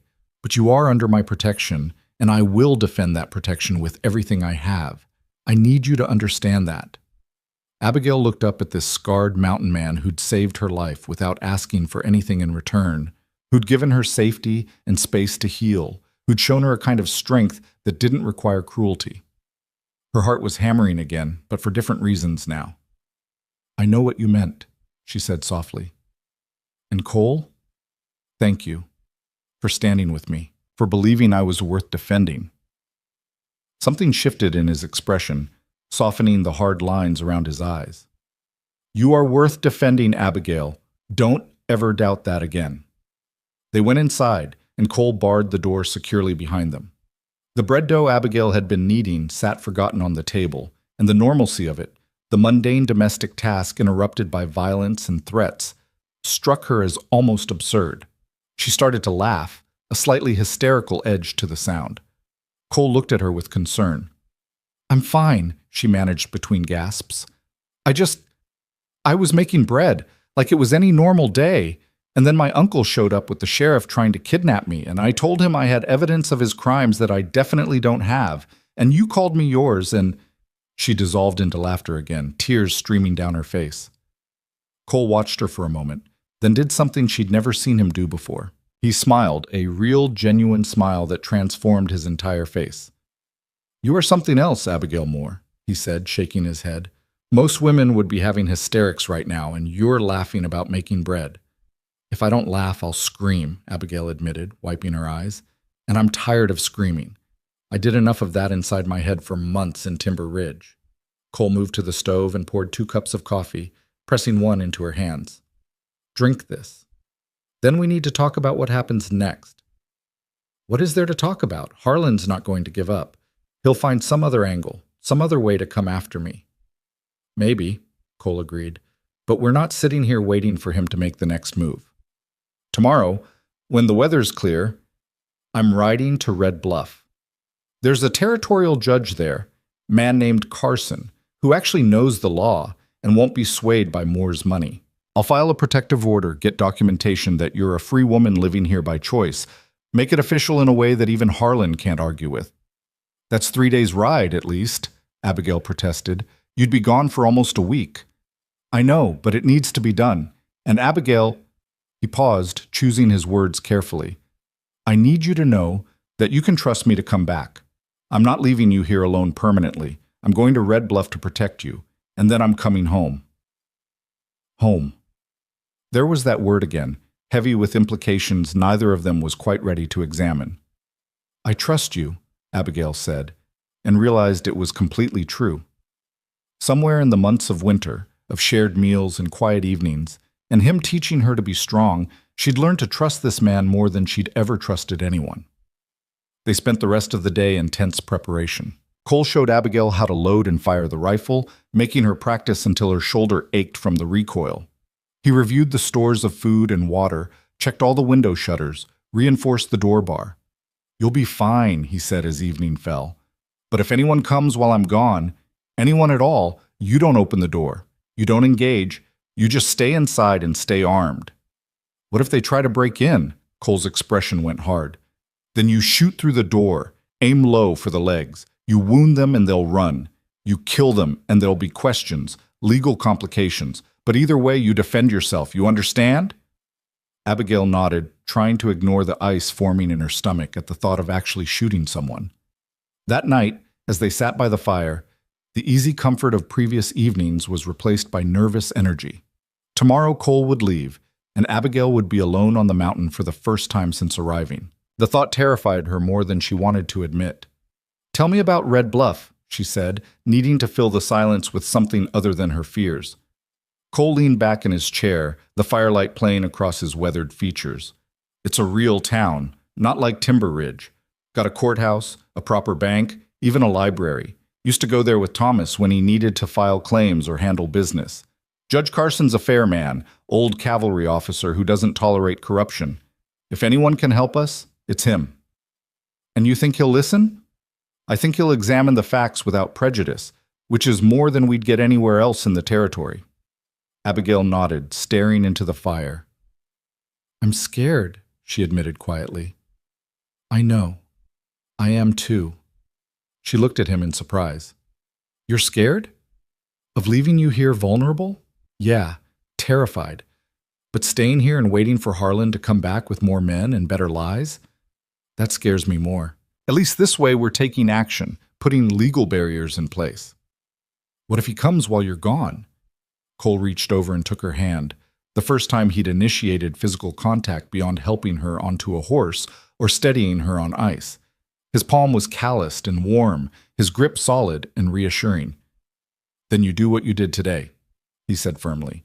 You stand tall and you tell him no, and if that doesn't work, you defend yourself. You're stronger than you think, Abigail. Today proved that. You faced down 3 armed men without flinching. You can handle whatever comes. Abigail wanted to believe him. Looking into his steady brown eyes, she almost could. Cole left at first light, the morning air crisp and clear. Abigail stood on the porch watching him load supplies onto Smoke's saddle. Food for the journey, documents to show the judge, money for fees and lodging. He worked with methodical efficiency, checking everything twice. When he was ready to mount, he turned to face her one last time. 6 days, he said. Maybe 7 if the weather turns. You count every sunrise and know I'm coming back. I'll count, Abigail promised, her throat tight.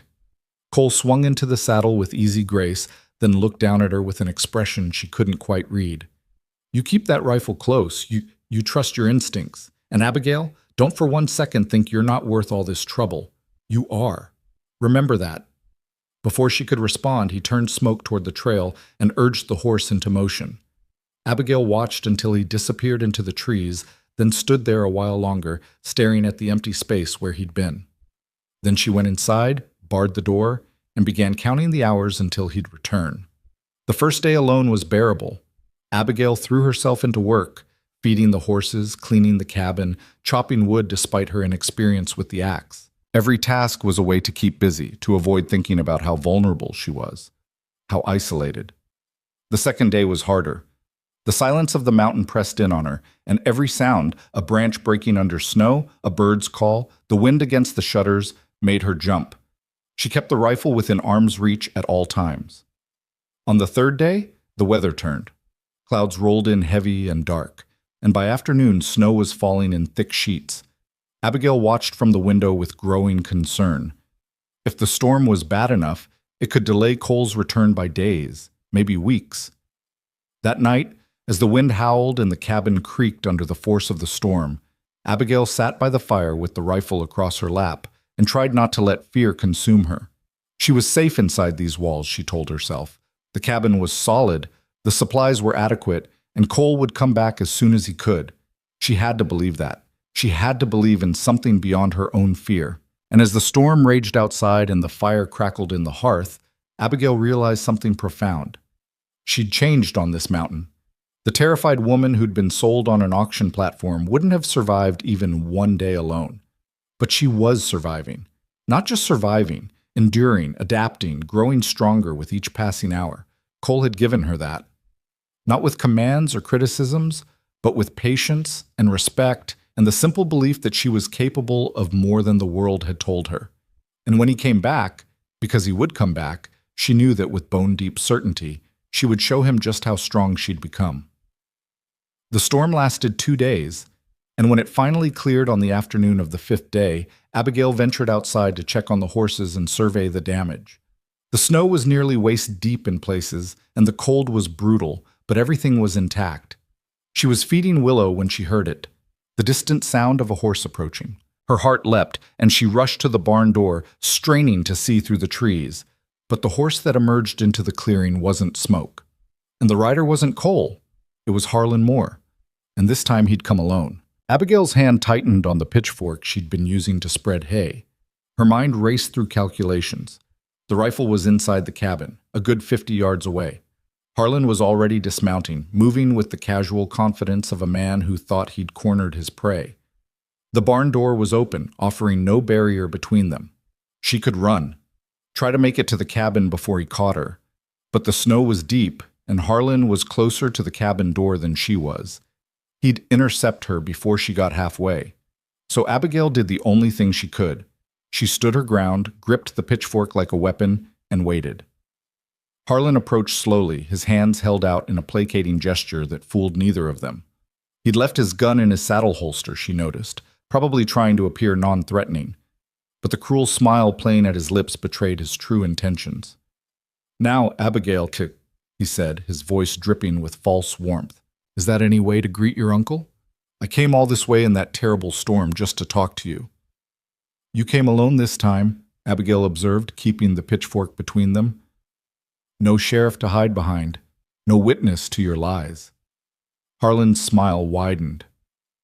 "No need for witnesses when it's just family talking. That's all I want, Abigail. Just a conversation. Woman to man, niece to uncle. We have nothing to talk about." "Oh, I think we do." Harlan took another step closer, and Abigail raised the pitchfork pointedly. He stopped, chuckling. "You're not going to stab me with that, girl. You're not a killer. You're barely even a fighter. I saw how you trembled on that auction platform." "I'm not the same person I was on that platform," Abigail said steadily, though her heart was hammering. "You should have learned that the last time you came here. The last time I came here, you had your mountain man to protect you. But I've been watching, Abigail, waiting. I saw him leave 3 days ago, riding hard for Red Bluff. Probably went to see Judge Carson, thinking he could get some legal papers to keep me away." Harlan's eyes glittered with malicious satisfaction. "But legal papers don't mean much out here in the wilderness, do they? Just you and me and miles of empty mountain. Nobody to hear you scream." The threat was naked now, and Abigail felt ice slide down her spine. But she'd learned something crucial in her months with Cole. Fear was just an emotion, not a command. You could be afraid and still act. You could be terrified and still fight. "If you touch me," she said quietly, "Cole will hunt you down. You know that, don't you? He'll find you wherever you go, and he'll make you pay for it." "Maybe," Harlan conceded, "but that'll be cold comfort to you, won't it? And besides, who says I'm here to hurt you?" His tone shifted, becoming almost reasonable. "I came to make you an offer, Abigail. A genuine offer. Come back to Timber Ridge with me, willingly. Tell everyone you realize living up here was a mistake. Do that, and I'll make sure you're taken care of. I'll find you a position, a place to live. You won't want for anything." "Except freedom," Abigail said. "Except dignity. Except any choice in my own life." "You call this freedom?" Harlan gestured at the barn, the snow, the isolation. "Living in the middle of nowhere, doing a man's work, pretending you're something you're not? You're fooling yourself, girl. Ransom might have convinced you that you matter, but we both know the truth. You're nothing. You'll always be nothing. And eventually he'll figure that out too and send you packing." The words were designed to wound, to reopen old scars that hadn't quite healed. And Abigail felt them land, felt the familiar ache of self-doubt trying to reassert itself. But something was different now. The months on the mountain had taught her to question the voices that told her she was worthless, to examine the evidence against the accusations. And the evidence said Harlan was wrong. "You're lying," she said simply. "You've always been lying. The only person who thinks I'm nothing is you, and that says more about you than it does about me." Harlan's pleasant mask slipped, revealing the rage beneath. "You ungrateful little... I'm trying to help you." "No, you're trying to control me. There's a difference." Abigail kept the pitchfork steady despite the trembling in her arms. "You've been trying to control me since my father died, trying to make me small and ashamed so you could feel big and powerful, but it's not working anymore. I know what I'm worth now, and I know I'm worth more than anything you're offering." "You don't know anything," Harlan snarled, abandoning all pretense of civility. "You're a fat, useless burden who should be grateful anyone's willing to take you in. Your father knew it. Your mother knew it. Everyone in Timber Ridge knows it. The only person fool enough to think otherwise is that hermit, and once he gets tired of playing savior, you'll end up right back where you started, alone and worthless." Each insult was a blow aimed at her weakest points, the places where shame had lived for so long it felt like truth. But Abigail had learned something else from Cole, that other people's cruelty was about them, not about her, that she didn't have to carry the weight of their hatred. "You done?" she asked when Harlan paused for breath. "Because I've got work to finish and you're wasting my time." The dismissal clearly shocked him. Men like Harlan expected their victims to crumble under verbal assault, to break down and accept whatever scraps of approval they offered. Abigail's calm refusal to engage threw him off balance. "I'm not leaving without you," he said, his voice dropping to something dangerous. "One way or another, you're coming back to town with me. We can do this easy, or we can do this hard. Your choice." "Then we're doing it hard," Abigail said, "because I'm not going anywhere." Harlan moved fast, faster than she'd expected for a man his age. He lunged forward, trying to grab the pitchfork and wrench it from her hands. But Abigail had been working with tools for months now, her hands strengthened by chopping wood and hauling water. She yanked the pitchfork back and swung the handle at his head. The wood connected with his temple with a solid crack. Harlan stumbled backward, more from surprise than actual injury, his hand going to his head. When he pulled it away, there was blood on his fingers. "You little—" He reached for his gun, remembered he'd left it on his horse, and his face contorted with fury. "You're going to regret that." He came at her again, and this time Abigail thrust the pitchfork forward, the tines aimed at his chest. Harlan jerked back, narrowly avoiding being impaled, and for the first time, Abigail saw something in his eyes she'd never seen before. Uncertainty. Fear. He wasn't sure he could beat her. The realization sent a surge of fierce joy through her veins. This man who'd terrorized her, who'd orchestrated her humiliation, who'd ridden up a mountain in winter to drag her back to servitude. He was afraid of her. "Leave," Abigail said, her voice hard and cold. "Get on your horse and ride back to Timber Ridge and never come near me again." "Or what?" Harlan sneered, but there was a tremor in his voice. "You'll kill me with that pitchfork? We both know you don't have it in you." "Maybe not," Abigail admitted. "But I don't have to kill you. I just have to hurt you bad enough that you can't ride, and then leave you out here in the cold. How long do you think you'd last? A day? 2? The wolves would find you before anyone else did." It was a bluff. She'd never actually leave anyone to die in the wilderness, no matter how much they deserved it. But Harlan didn't know that, and the image she painted was vivid enough to give him pause. They stood there in the barn, the only sounds the soft nickering of the horses and the drip of melting snow from the roof. The standoff stretched on, neither of them willing to back down, both calculating their next move. Then the sound of approaching hoofbeats shattered the tension. Harlan's head whipped toward the barn door, his expression shifting from aggressive to calculating in an instant. Abigail's heart leapt with hope. Cole was back, had to be, and Harlan would have to face him now. But when the rider emerged into the clearing, it wasn't Cole. It was Sheriff Grimm, and he looked thoroughly miserable about being there. "Mr. Moore," Grimm called out, his voice carrying clear through the cold air. "You need to come with me, now." Harlan's jaw clenched. "I'm in the middle of something, Sheriff. This is family business." "It's legal business now."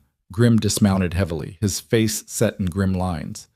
"Got word from Red Bluff this morning. Judge Carson issued a protective order for Miss Moore, says she's a free woman living where she chooses by her own volition, and any attempt to coerce or remove her against her will is to be treated as kidnapping. He also issued a warrant for your arrest on charges of fraud and embezzlement related to the mining claims." The color drained from Harlan's face. Those charges are baseless. Carson doesn't have jurisdiction over—" "He does, and they're not," Grimm interrupted wearily. "Mr. Ransom brought documentation, ledgers, witness statements, records that someone real smart had been keeping on your activities. Looks like your brother wasn't quite as drunk as everyone thought. He knew what you were doing, and he wrote it all down." Abigail's breath caught. Her father had kept records. Her bluff to Harlan days ago had actually been truth, and somehow Cole had found them, had brought them to the judge as evidence. Harlan's face twisted with impotent rage. "This is a setup. Ransom forged those documents. Multiple witnesses verified the handwriting as Bernard Moore's," Grimm said flatly, "and the numbers match up with discrepancies folks have been noticing for years but were too afraid of you to report. You're done, Moore. Judge wants you in Red Bluff to answer the charges." I'm not going anywhere, Harlan spat. You can't make me. I can and I will, Grim said, and there was steel in his voice now. I might have been willing to look the other way when it was just you being a bastard to your niece, but fraud and theft? That affects the whole town. People lost their savings because of what you did. So you're coming with me, peaceful or otherwise. Harlan looked from the sheriff to Abigail, desperation and hatred warring on his face. For a moment, Abigail thought he might actually try to fight, might attempt some last desperate act of violence. But then his shoulders sagged, the reality of his situation finally penetrating his rage. This isn't over, he said to Abigail, his voice venomous. I'll beat these charges, and when you do, you'll leave Miss Moore alone, Grim interrupted. That protective order is permanent unless she chooses to revoke it. Judge was very clear on that point. You go near her, you write to her, you so much as speak her name in public, and you'll be in violation. That's jail time, Moore. Automatic. Abigail lowered the pitchfork, her arms aching from holding it ready for so long. She looked at her uncle, this man who'd loomed so large in her nightmares, who'd seemed so powerful and untouchable, and saw him for what he really was. A small, bitter man whose only power came from making others feel smaller. Goodbye, Harlan, she said quietly. I hope you find whatever you're looking for. I hope it was worth what it cost you. Harlan's mouth twisted like he wanted to spit more venom at her, but Grim took his arm firmly and steered him toward his horse. Within minutes, they were riding away, Harlan's hands bound to his saddle horn, the sheriff keeping a close eye on him. Abigail stood in the barn doorway and watched them disappear into the trees. When they were gone, she walked slowly back to the cabin, her legs shaking with delayed reaction. Inside, she carefully barred the door, set the pitchfork aside, and sank into a chair. Only then did she allow herself to shake. The confrontation, the fear, the violence she'd been prepared to commit. It all crashed over her in waves. She'd been ready to hurt someone, maybe kill them, if necessary, to defend her freedom. The realization was both terrifying and empowering. She sat there for a long time, processing everything that had happened. Her father had kept records. Cole had found them somehow, had taken them to the judge and built a case strong enough to destroy Harlan's power. The protective order meant she was truly free now, legally protected in a way that went beyond just Cole's willingness to defend her. The debt was void. The threat was neutralized. The claim on her life was erased. She was free. The word felt strange in her mind, too big to fully comprehend. Free. Not belonging to her father's debts, not subject to Harlan's schemes, not dependent on anyone's charity or tolerance, just free. Abigail was still sitting there, tears streaming down her face, when she heard another horse approaching. This time she grabbed the rifle before going to the window, but when she peered out, relief flooded through her. Cole had come home.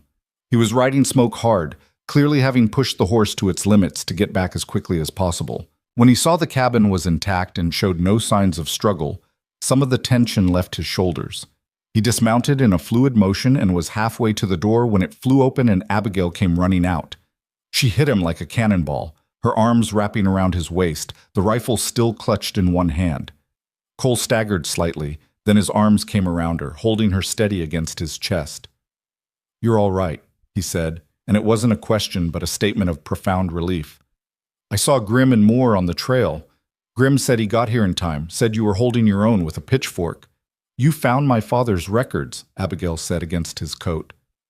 "How? I didn't even know they existed." "Neither did I until I started asking questions in town. Talked to the church pastor, the one who let you sleep in the basement. He said your father had given him a package before he died, told him to keep it safe in case something happened. The pastor didn't know what was in it until I asked. Turned out to be years' worth of evidence against Harlan." Cole's hand came up to cup the back of her head, his touch gentle despite the strength in those calloused fingers. "I took it to Judge Carson. He looked it over, saw what Harlan had been doing, and issued the protective order immediately. Then he authorized the fraud charges. By the time I left Red Bluff, the judge had sent riders to every town in the territory, warning them about Harlan's schemes. He came here," Abigail said, pulling back enough to look up at Cole's face. "After you left, he tried to force me to go back with him." Cole's expression went dark, dangerous. "Did he hurt you?" "No, I hit him with a pitchfork." She almost laughed at the absurdity of it. I actually hit him, drew blood, and I would have done worse if the sheriff hadn't shown up. Something like pride flickered across Cole's face. That's my girl, he said softly, then seemed to realize what he'd said and cleared his throat. I mean, I know what you mean, Abigail said, and she was smiling now despite the tears still wet on her cheeks. And Cole? I am. Yours, I mean, if you want me to be. The words hung between them, heavy with implications that went far beyond protection or partnership. Cole went very still, his eyes searching her face. You don't owe me anything, Abigail. I didn't do this to— I know, she interrupted. I know you didn't do this expecting anything in return, but I'm not offering out of obligation. I'm offering because these months with you have been the happiest, safest, most real months of my entire life. Because you showed me I was worth more than I believed. Because when I think about the future, the only version that makes sense is the one where you're in it. Cole's jaw worked, emotion playing across his usually stoic features. You sure about this? Because once you say it, I'm holding on to it. I'm not a man who lets go of what matters to him. I'm sure, Abigail said firmly, more sure than I've ever been about anything. For a moment longer, Cole just looked at her, as if committing this moment to memory. Then he bent his head and kissed her, and it was nothing like the rough, demanding kisses Abigail had seen other couples share. It was gentle and careful, and somehow fierce all at once, a promise made without words. When they finally pulled apart, both breathing hard, Cole rested his forehead against hers. Spring's coming, he said quietly. When the pass is clear, we'll ride to Red Bluff together. Make this official. Get married proper, with a judge and witnesses and everything legal. You're asking me to marry you? I'm telling you I'm going to marry you, Cole corrected, a hint of his usual directness returning. If you're agreeable to that. Abigail laughed, the sound bright and free. I'm very agreeable to that.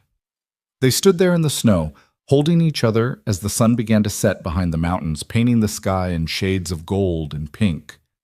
Inside the cabin, the fire burned warm. The horses were safe in the barn.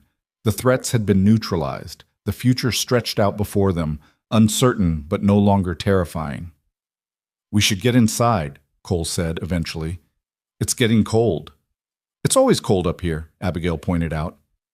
True, but now we've got a wedding to plan, and I'd rather do that in front of the fire than freezing our tails off out here.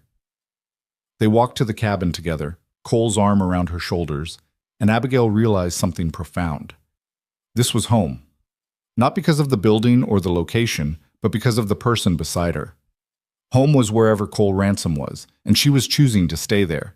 Not because she had to, because she wanted to. That night, as they sat by the fire and talked about their future, about the wedding, about whether to stay on the mountain or move closer to civilization, about building a life together, Abigail felt the last chains of her past finally fall away. She wasn't Abigail Moore, the girl who'd been sold on an auction platform anymore. She wasn't the burden, the shameful daughter, the worthless woman Timber Ridge had told her she was. She was just Abigail, soon to be Abigail Ransom, and she was exactly where she chose to be. The winter that had brought her to the mountain as a terrified captive was ending. Spring was coming, bringing with it new growth, new possibilities, new beginnings. And for the first time in her life, Abigail wasn't afraid of what the future might hold. Because whatever came, she would face it with strength she'd earned, dignity she'd reclaimed, and a partner who saw her worth even when she couldn't see it herself. In the morning, they would begin preparing for their journey to Red Bluff. They would make their union legal and binding. They would start building a life together, whatever shape that life might take. But tonight, in the warm cabin with the fire crackling and the man she loved sitting beside her, Abigail was content to simply be, to exist in this moment of peace and safety and belonging. She'd been bought for $400 and a debt that wasn't hers. But freedom, she'd learned, couldn't be purchased. It had to be claimed, fought for, earned through courage and determination and the refusal to accept other people's definitions of her worth. And now, finally, she was free. Not because a man had bought her, but because she had chosen herself. The journey to Red Bluff began on a morning when the air finally smelled like spring instead of winter. Ice still clung to the shadowed places where sunlight couldn't reach, but the trails were passable, the horses eager, and the sky held that particular shade of blue that promised warmer days ahead. Abigail stood on the porch one last time, looking at the cabin that had become her sanctuary. In the months since that terrible day on the auction platform, these rough log walls had sheltered more than just her body. They'd protected her spirit while it healed, given her space to become someone new, someone stronger. "Having second thoughts?" Cole asked, leading the horses from the barn. "No," Abigail said, turning to face him with a smile. "Just saying goodbye to one chapter before we start the next." Cole nodded, understanding in his eyes. He'd done the same thing when he'd left Thomas Brennan's ranch, she knew. Had stood on that porch and acknowledged what he was leaving behind before moving forward into the unknown.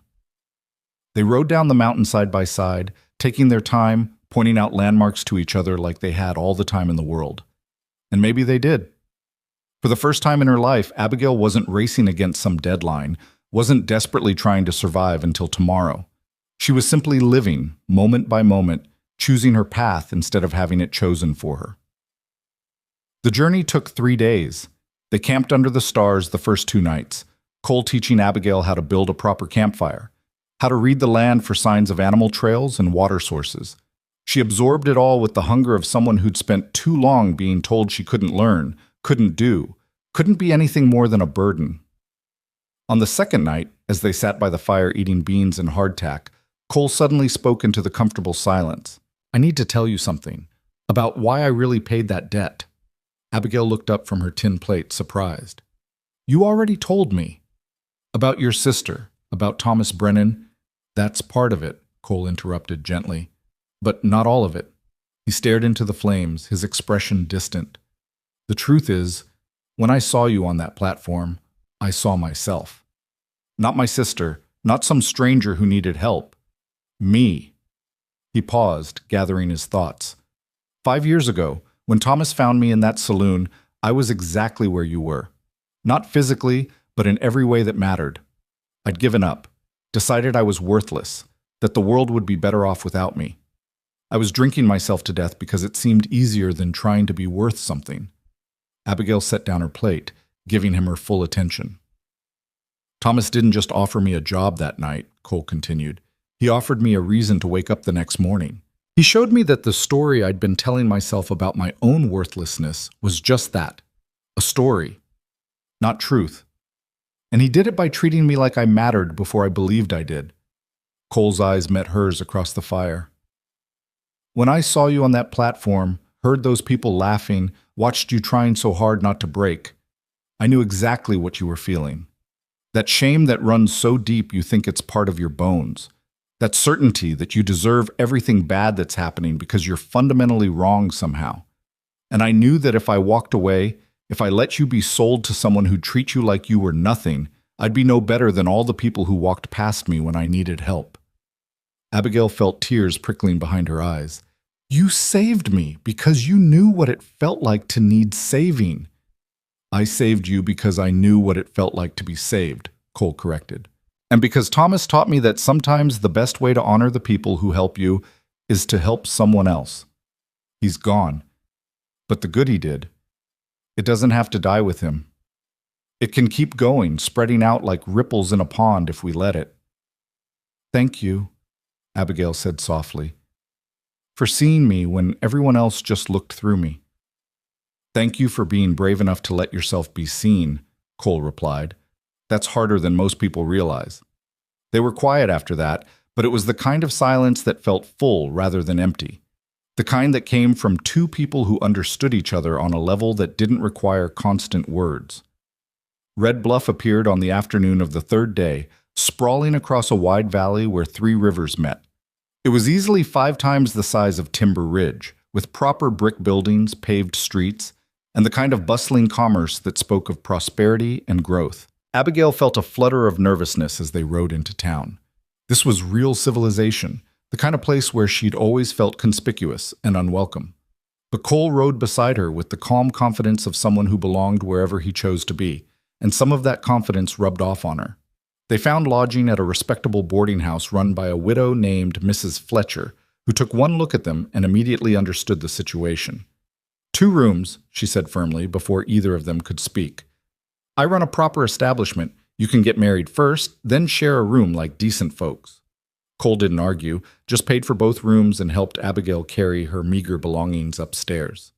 When they were alone in the hallway, he leaned close and murmured, "She's right, we do this proper, so there's no question about it being legitimate."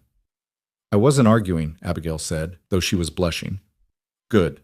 Because tomorrow morning, we're going to see Judge Carson, and by tomorrow night, you're going to be Mrs. Cole Ransom. Assuming that's still what you want." "It's what I want," Abigail assured him, "more than anything."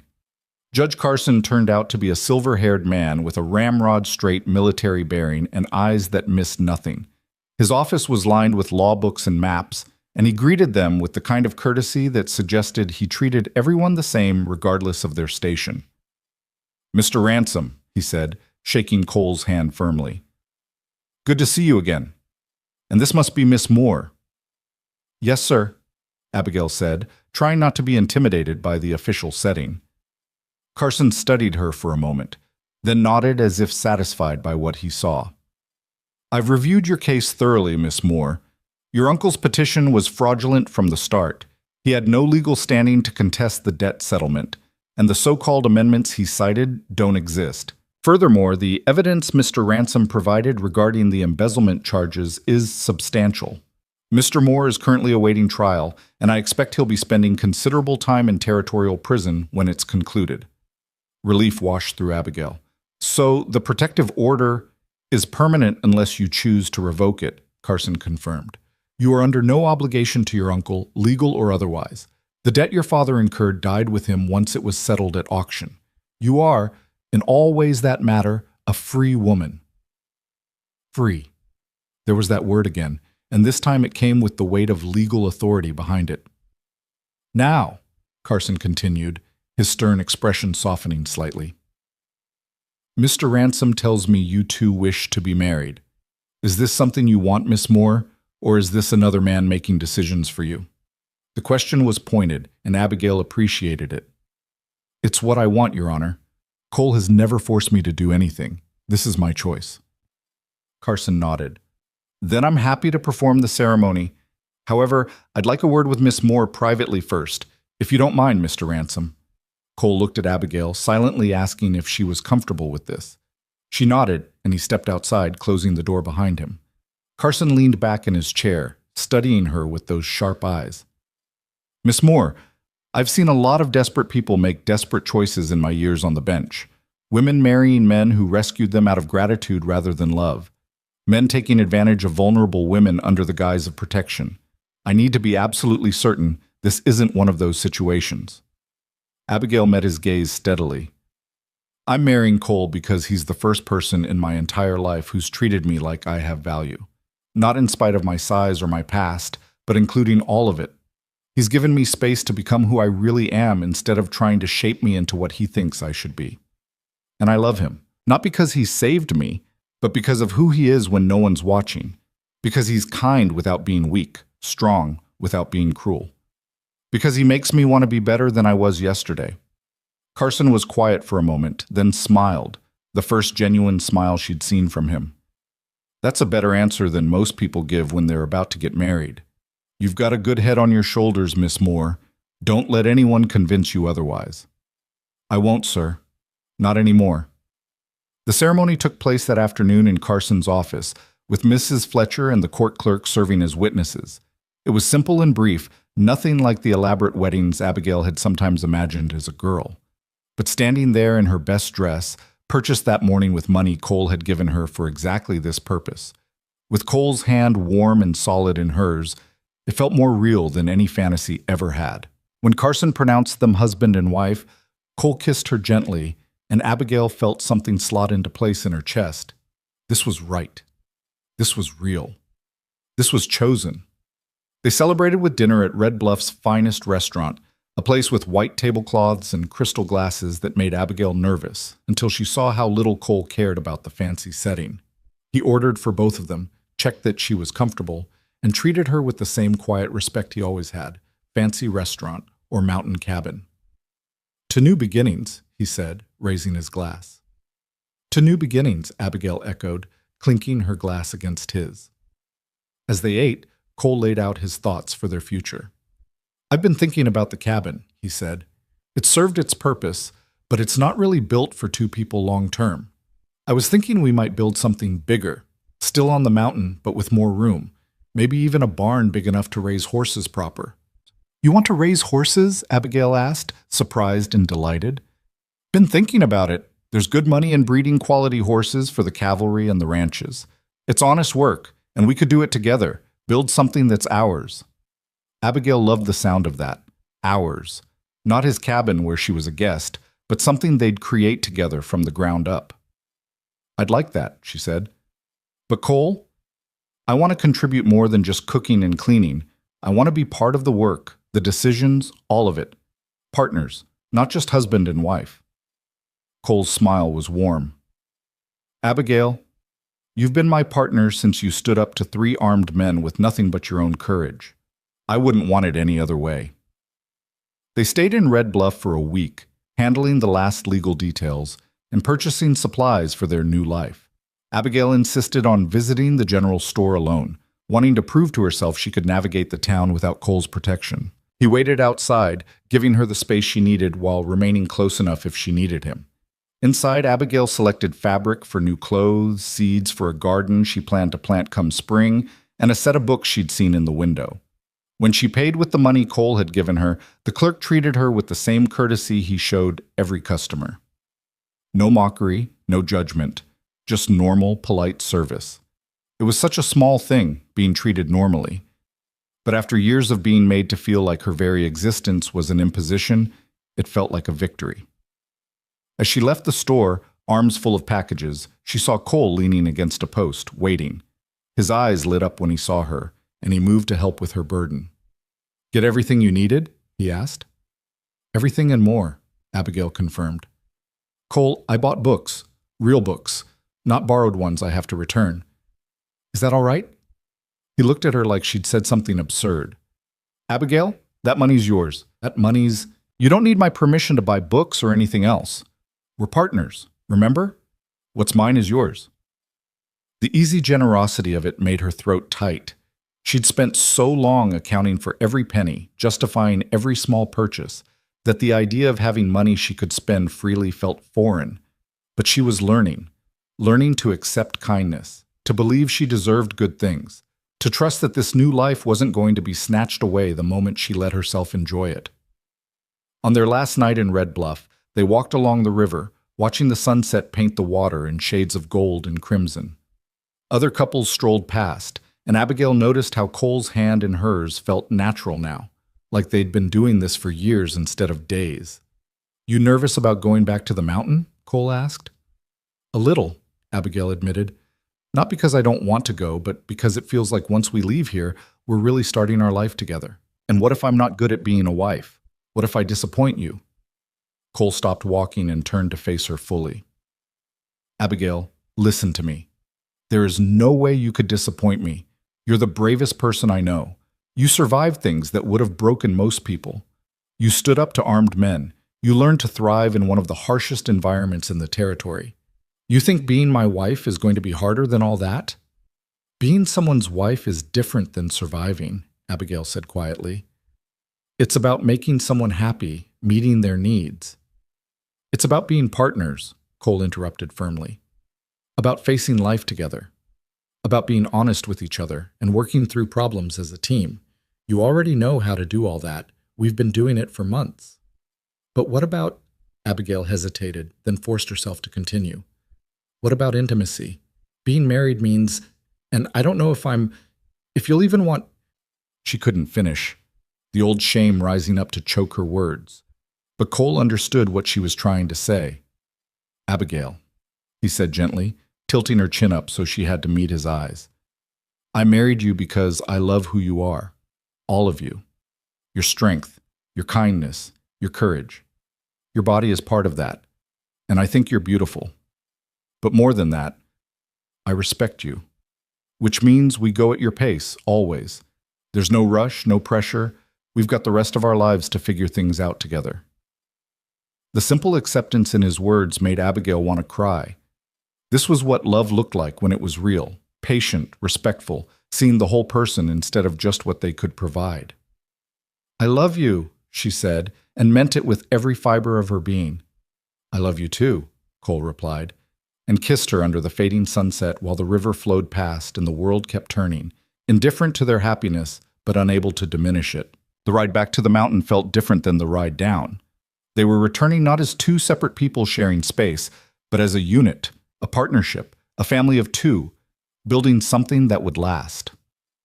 When the cabin came into view, Abigail felt a surge of affection for it. This rough building had sheltered her transformation from victim to survivor to something more. A woman who knew her own worth and refused to settle for less. Over the following weeks, they fell into a new rhythm.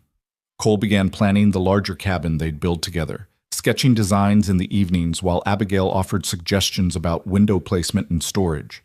They worked side by side, clearing land for the new structure and the expanded barn, Abigail's strength growing with each passing day. She learned to handle an axe properly, to fell smaller trees and strip them for lumber. Cole taught her carpentry basics, and she discovered she had a good eye for ensuring corners were square and joints were tight. The work was hard, but it was satisfying in a way nothing in her previous life had been. "You're a natural at this," Cole said one afternoon, watching her notch a log with surprising precision. "I like building things," Abigail said, stepping back to admire her work.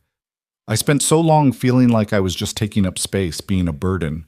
But this, creating something useful with my own hands, it feels good."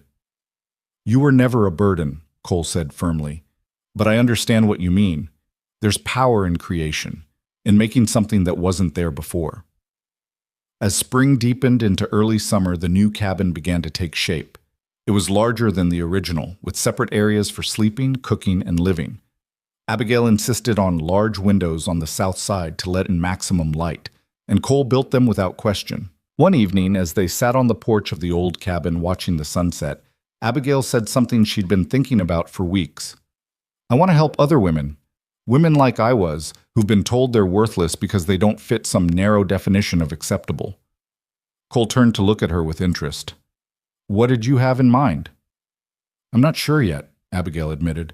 "But maybe once the new cabin's finished, we could offer shelter to women who need it. Not charity, but partnership. They work alongside us, learn skills, build their strength and confidence. And when they're ready, we help them start their own lives." Cole was quiet for a moment, considering. Then he smiled. "Thomas would have loved that idea. Using what we have to help others find their way. Yeah, Abigail, let's do that." The plan grew more concrete over the following months. They'd finish the new cabin first, making it large enough to accommodate guests. Then they'd begin quietly spreading word through trusted contacts that they could offer refuge to women escaping bad situations.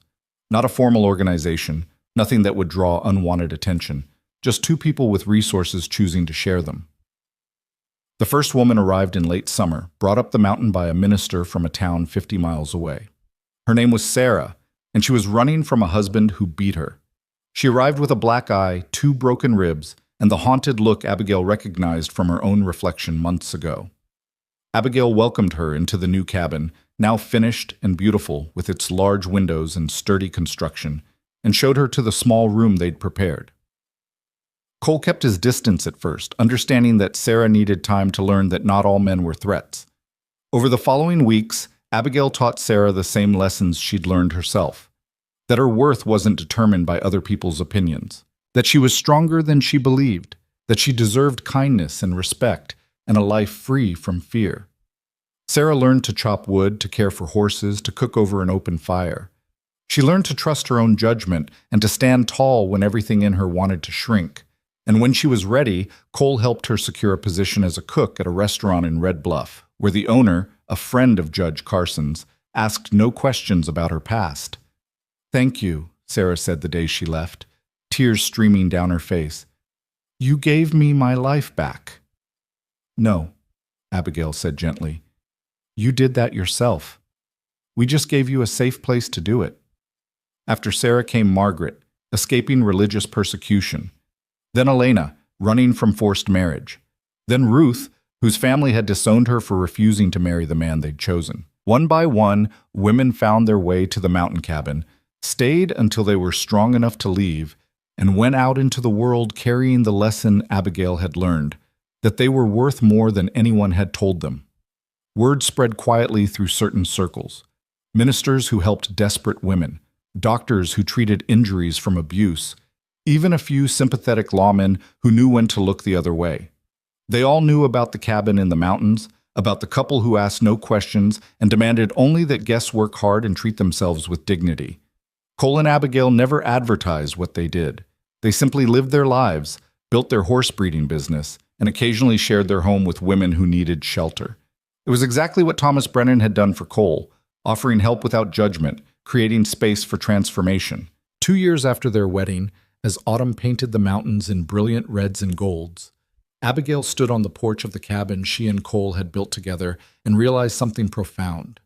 She was happy. Genuinely, deeply, unshakably happy.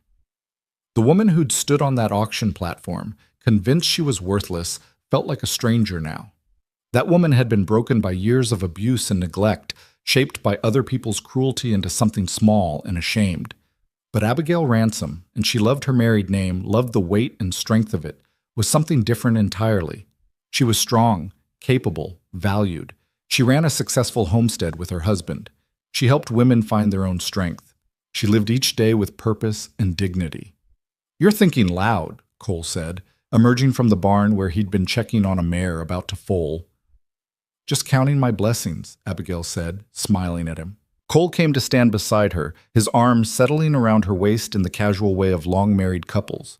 "We've built something good here, haven't we?" "We have," Abigail agreed. "Better than I ever imagined possible." They stood together watching the sun set behind the peaks, the same mountains that had witnessed Abigail's transformation from broken to whole, from owned to free, from worthless to worthy. "You ever regret it?" Cole asked quietly. "Staying on the mountain instead of going to a town? Having an easier life?" Abigail turned to face him fully, cupping his scarred cheek in her hand. "Not for 1 second. This life, with you, helping others the way you helped me, this is exactly where I'm supposed to be." Cole leaned down and kissed her, and even after 2 years, Abigail still felt the same flutter of joy she'd felt at their wedding. This man had saved her life, yes, but more than that, he'd shown her how to save herself. That night, as they lay in bed in the cabin they'd built together, Abigail thought about the journey that had brought her here. From the auction platform to this moment had been less than 3 years, but it felt like a lifetime. Like she'd lived multiple lives in that span. The broken girl, the frightened captive, the healing survivor, the strong partner, the woman who helped others find their strength. "Cole?" she said into the darkness. "Thank you for seeing something in me worth saving when I couldn't see it myself." Cole pulled her closer, his voice rough with emotion. "Thank you for being brave enough to become who you really are. That took more courage than anything I ever did."